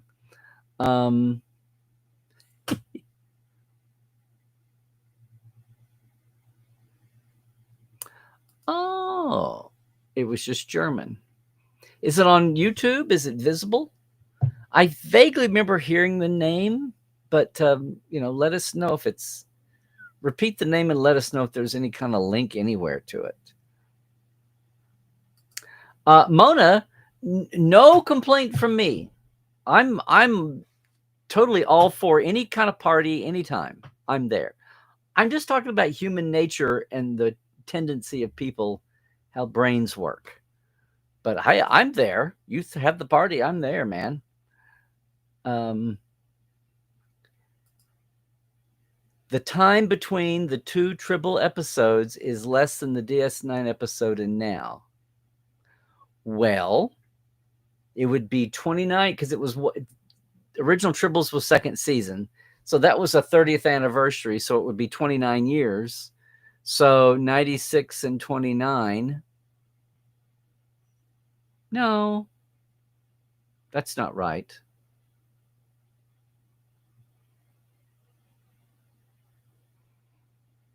'96 to now would be 25, 29 years. Oh, 29 and 29 years. Yeah, it's about even now. We'll maybe there by a day or two now, but yeah, yes, if I could do math, 29 and 29 years. Well, 30th and 60th. So yeah, by this time next year, it will definitely be more time. Yikes. Okay, well, good. I'm not lying. Yay. I mean, they're out there. Yeah, they're probably. I'm sure they're on YouTube. You can watch them free.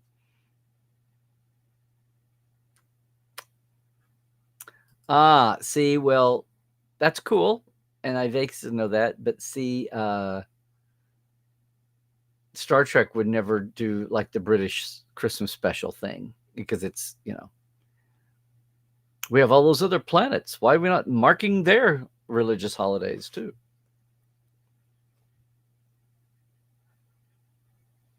Yeah, the dramatized version of the early episodes and the way the whole show was conceived and brought together, and the fandom erupting and William Hartnell aging. Yeah.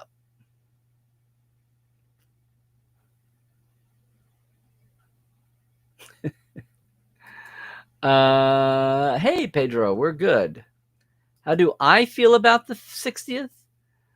I feel young, as when the world was new.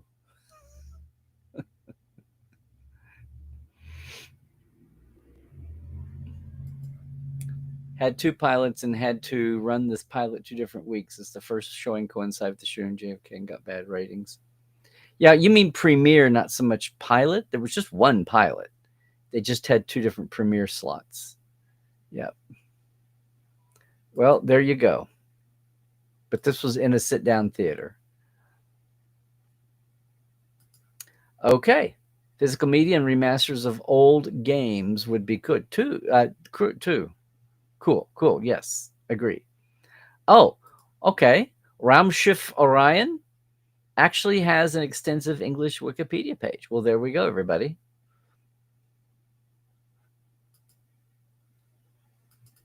See, I can't do anything out of, that's the one thing I don't like about Restream. I can't call something up. There you go. Walter Kenny was playing a landlord. Okay. Okay. Well, gang, are we at the end of the chat? I think so. Maybe. I think so. Well, good deal. As usual, good to see everybody around the globe, wherever you're sitting.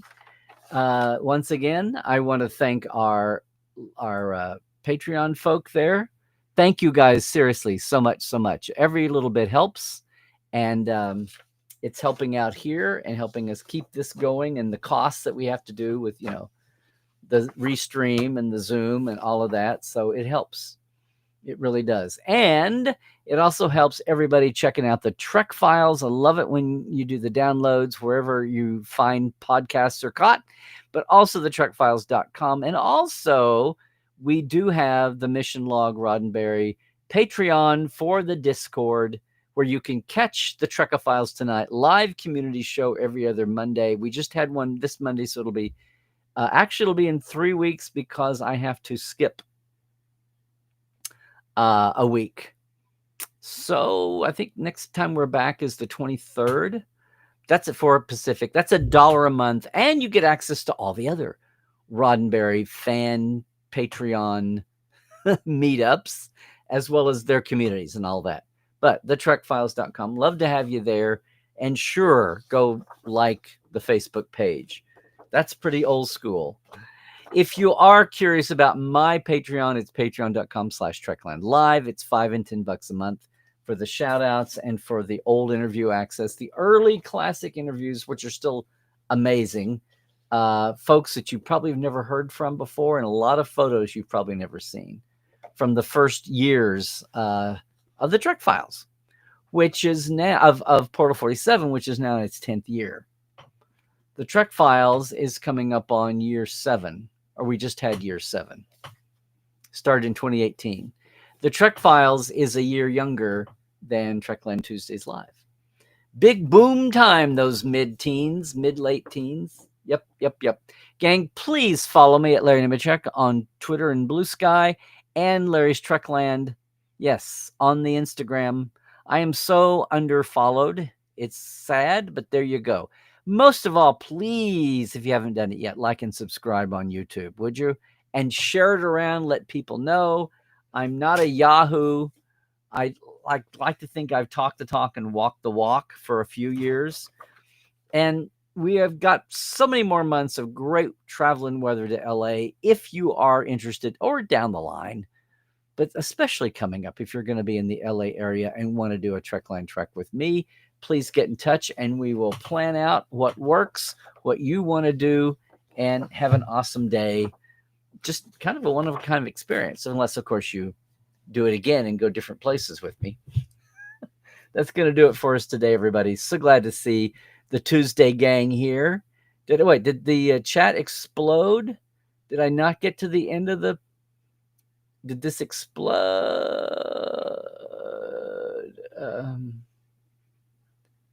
Picardo says his dialogue is much more rude, some more swearing. I don't know.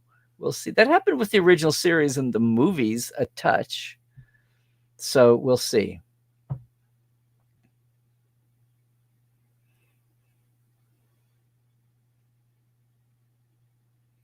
Wait, what?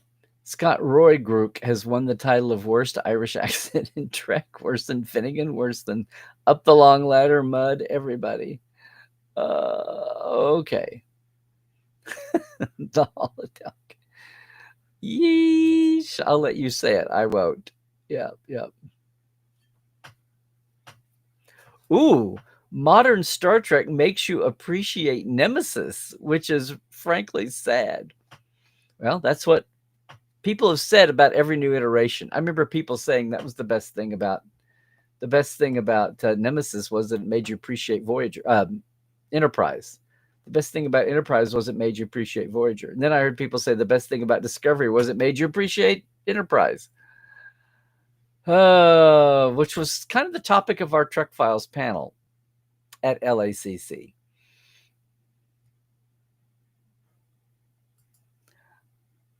And Cairo, who has wanted a founding of the Federation Romulan War / West Wing? Yeah. Yep, something different and something unexplored versus same old thing with folks we know and love, but a known versus a hole that should be filled.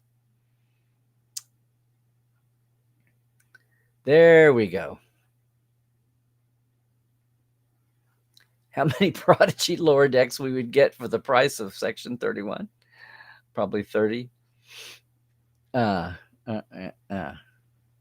Nemesis gave us the Remans. Yes, immediately backed up by the last season of Enterprise, don't forget.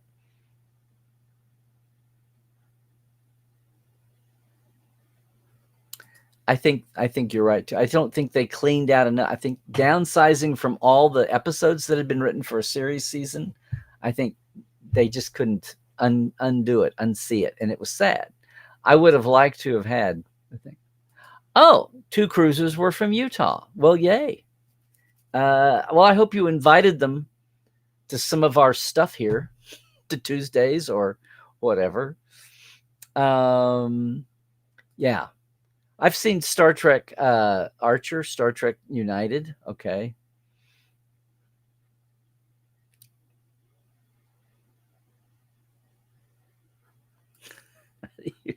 How do you do, fellow kids? Yes.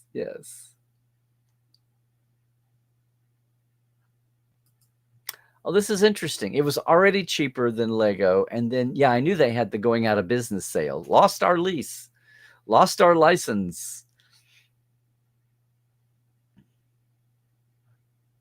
Well, we'll see what this amounts to. We'll see what it is. Public pitching. I'm talking about all these series ideas that are out in public because no one cares. It's just like, chaos.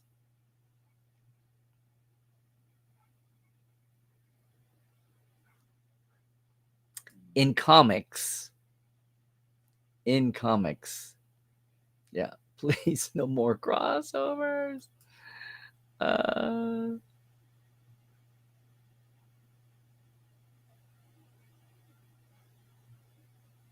Star Trek never met the X-Men Six Fingers in years. Yeah, I can't believe how far back that was. Yeah.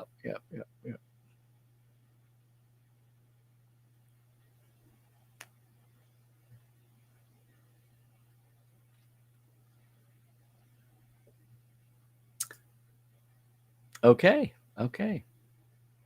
My gosh, guys, there's a ton of chat here. I ended the show too soon. This backed up. I thought we were done. I literally thought we were done. Well, that's not going to happen anytime soon. For one thing, people don't read and buy books like they used to, even if they're on Kindles. Star Trek 4 was the eugenics force. It happened. We just don't know about it. The Man of Steel movie that was mind-numbingly boring. Yeah. Well, the refit model is privately owned. It has been for a long time. Morrow. So I won't get in trouble again. Thanks for joining us. I don't remember or recognize you right off, but I'm glad you're here, Morrow. I think I you know what? I do remember you joining us before. I'm not sure where home is, but whatever. It's all awesome and cool. Glad you're here. Sure, Phil. Yeah, look forward to popping in on European Midday. ADT. Ask Dr. Trek, not the security company. Superman's mom made his out, just like mine. Now, if Superman's mom had made him a Dr. McCoy tunic, then that would have really been cool.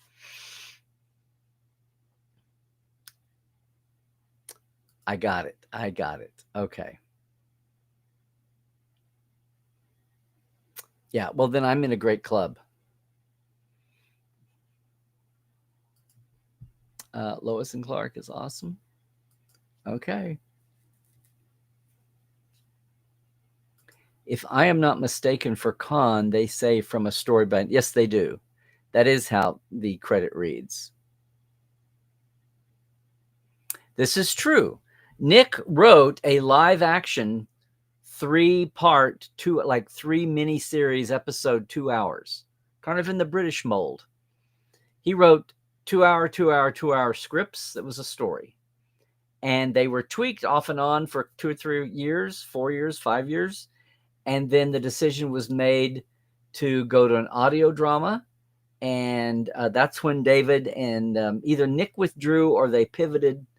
And David and Kirsten took his story, and then they kind of added in some updating to account for our whole augment sensitivity from Enterprise onward.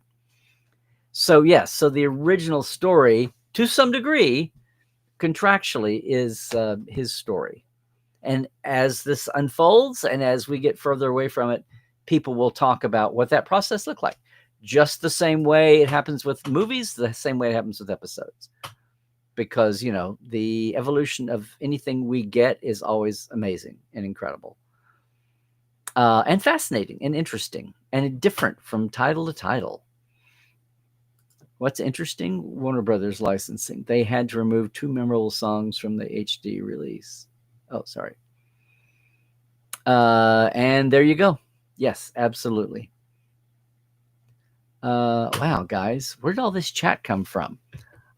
My column was choked off. That's why I ended.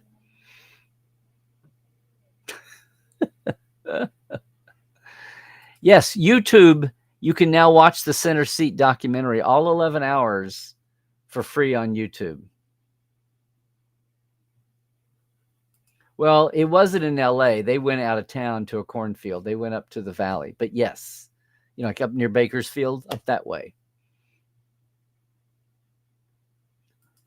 Well, Broken Bow was not in the part of Oklahoma that had corn. That's what I'm saying. It was timber and what passes for mountains in Oklahoma, southeast Oklahoma, right down the corner with Arkansas and Texas and Louisiana. It's not a perfect Four Corners, but it's close to a Four Corners area, right along the Red River. You wish you were in Brazil. Brazil. Okay. Oh, we're getting into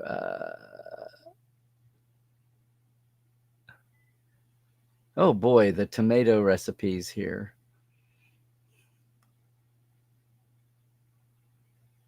A lot of Superman Lois. Okay, I'm looking for questions and comments to me. You must have thought I was getting off, everybody.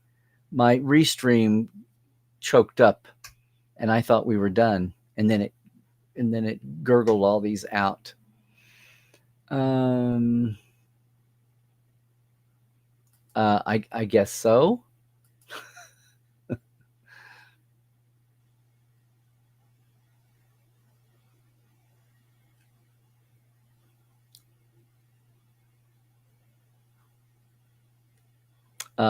Thank you. I know where that was.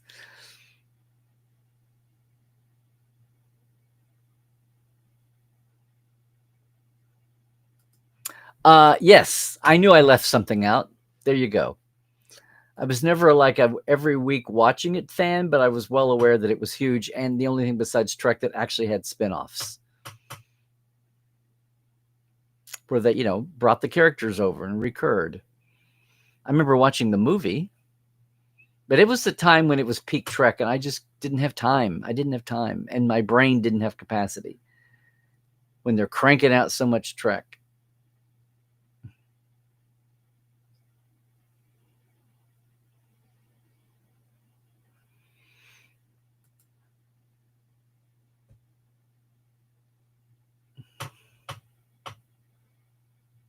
Well, TNG in the original series had finite episodes with finite endpoints.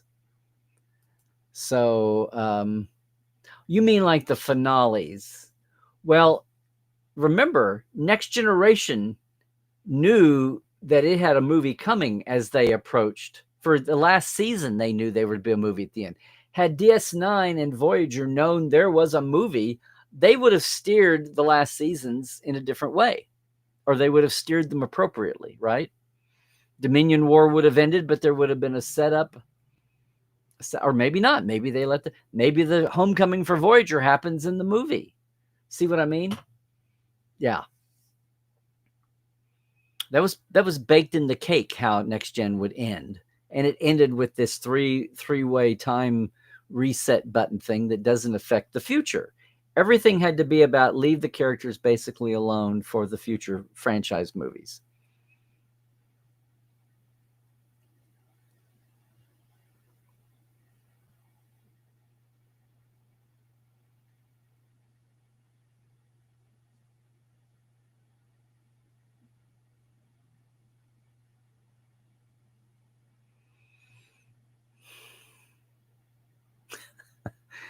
Oh, these things, guys, your cross conversations are funny. All fans always wanted a Star Trek movie that used characters from all the series. Even towards the end, Berman considered it. Yeah, kind of. Is Janet's family from the South? They are Scotch, Irish, and German. So where does that mean they would have settled? I know they were around Oklahoma. I want to say the Missouri and the South. Because the rest of my family is the same way. I have my Czech and Scotch Irish, and then German and Scotch Irish. Those are my four lineals, at least going back to great grandparents being, yeah, grandparents all born here, 1880s and 90s, whether Oklahoma was a state or not. But great grandparents would have all been born, or three of the four at least, were born out of country. Trondi Newman. Yes. She's a great asset to Trek. Absolutely. Okay, well, there we go, everybody. I want to report by this time next week. Ratatouille Orion is, yeah, my math was failing. At the 29 here, I got it was my, yeah, obviously 60 is next year, but then Tribbles was second season, so there we go. You watched Tawny run that on the stage at home on TV, and she just kind of by her own force of will got hordes of people on and off stage. Like she had no help, no stage manager backstage, no help anywhere. And here we go. Yeah, it was the last year they did a live event for Star Trek Day after they had done it just once or twice before. Oh, it was a DJ, doing a turntable, wasn't it? Shh. Don't. Yeah. Do an episode about the holiday of the birth of some planets, one of some planets' messiahs. That would be what a parallel, what a chance for metaphor. Yeah. See, this was an idea that was battered around a little bit, including the idea of Q duplicating the Next Generation crew cast and having them fight each other in an Olympics. That was a thing. The Q Olympics was a story, and Joe Manosky tried for ages to get his hands around it, and they never could get it to go.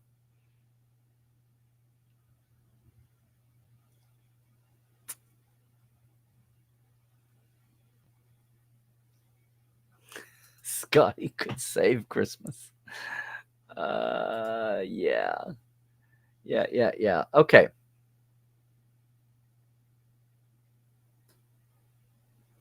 Oh, okay. I'll have to ask my Doctor Who expert aficionado friend, or just read about it. Okay, this is the end of the chat as we know it. Wow, it's still up high on the bar. Okay.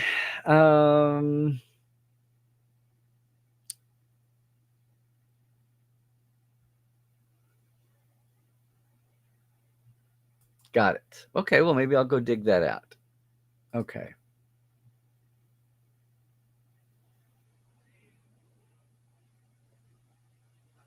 It's the end of the world as we know it. It's the end of the world as we know it. It's the end. Let's see.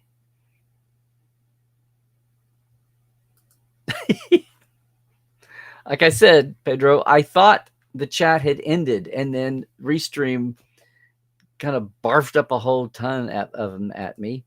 Let's block that person, that thing there. Okay. Yay. See, Pedro, at least you're thinking of Star Trek movies. This is the way I'm thinking about our recent presidents. Damn it, you're making him look decent. Yeah. Oh, that was weird. We want something old and something new. Yeah, something borrowed and something Bolian. Got a blue Targon Scouts. Yes. Oh my God, have we descended here? Yes, we were, I guess.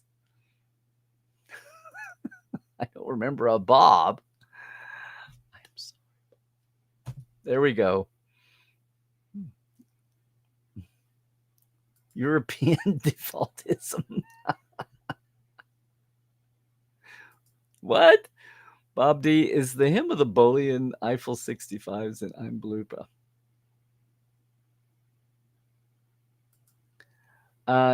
Yeah, but you know what? He's fine. He's doing his Sherlock Holmes novels. He is so thrilled. He's done, I don't know, 8 or 9 or 10,000 of them. Yeah. There you go.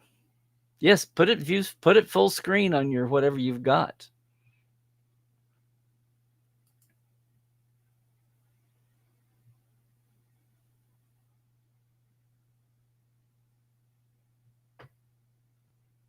Very true.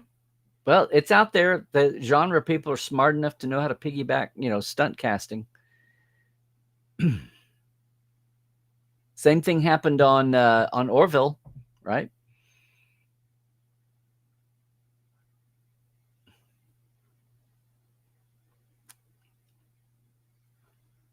Yeah, I saw that. I thought, okay, Steve, we're so bored right now. This is the kind of thing. I mean, it's a nice idea, but we've had 20 years to talk about it. 25 years to talk about it. That's scary.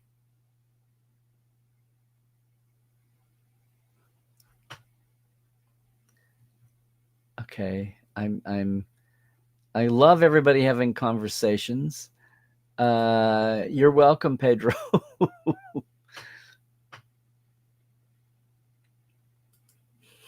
It doesn't. I wouldn't doubt it, Sean. You mean literally, right? Not figuratively. Thank you for doing this. Also, the Center Seat playlist. Boom. Do an Easter episode, Kurtzman. Yeah. Well, that's interesting, Bob D. Yeah, Generations has as much Christmas as you can handle. See? Yeah. Well, you read something about it in the TNG Companion, hopefully. Yeah.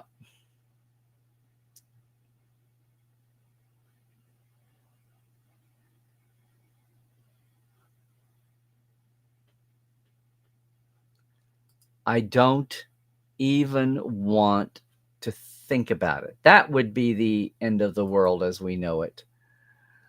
Oh my gosh. Thank you. Thank you, Mona. Okay.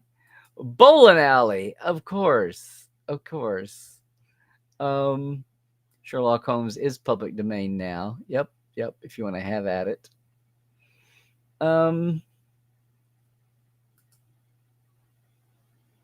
Kind of, sort of. They talked about this months ago, and yeah.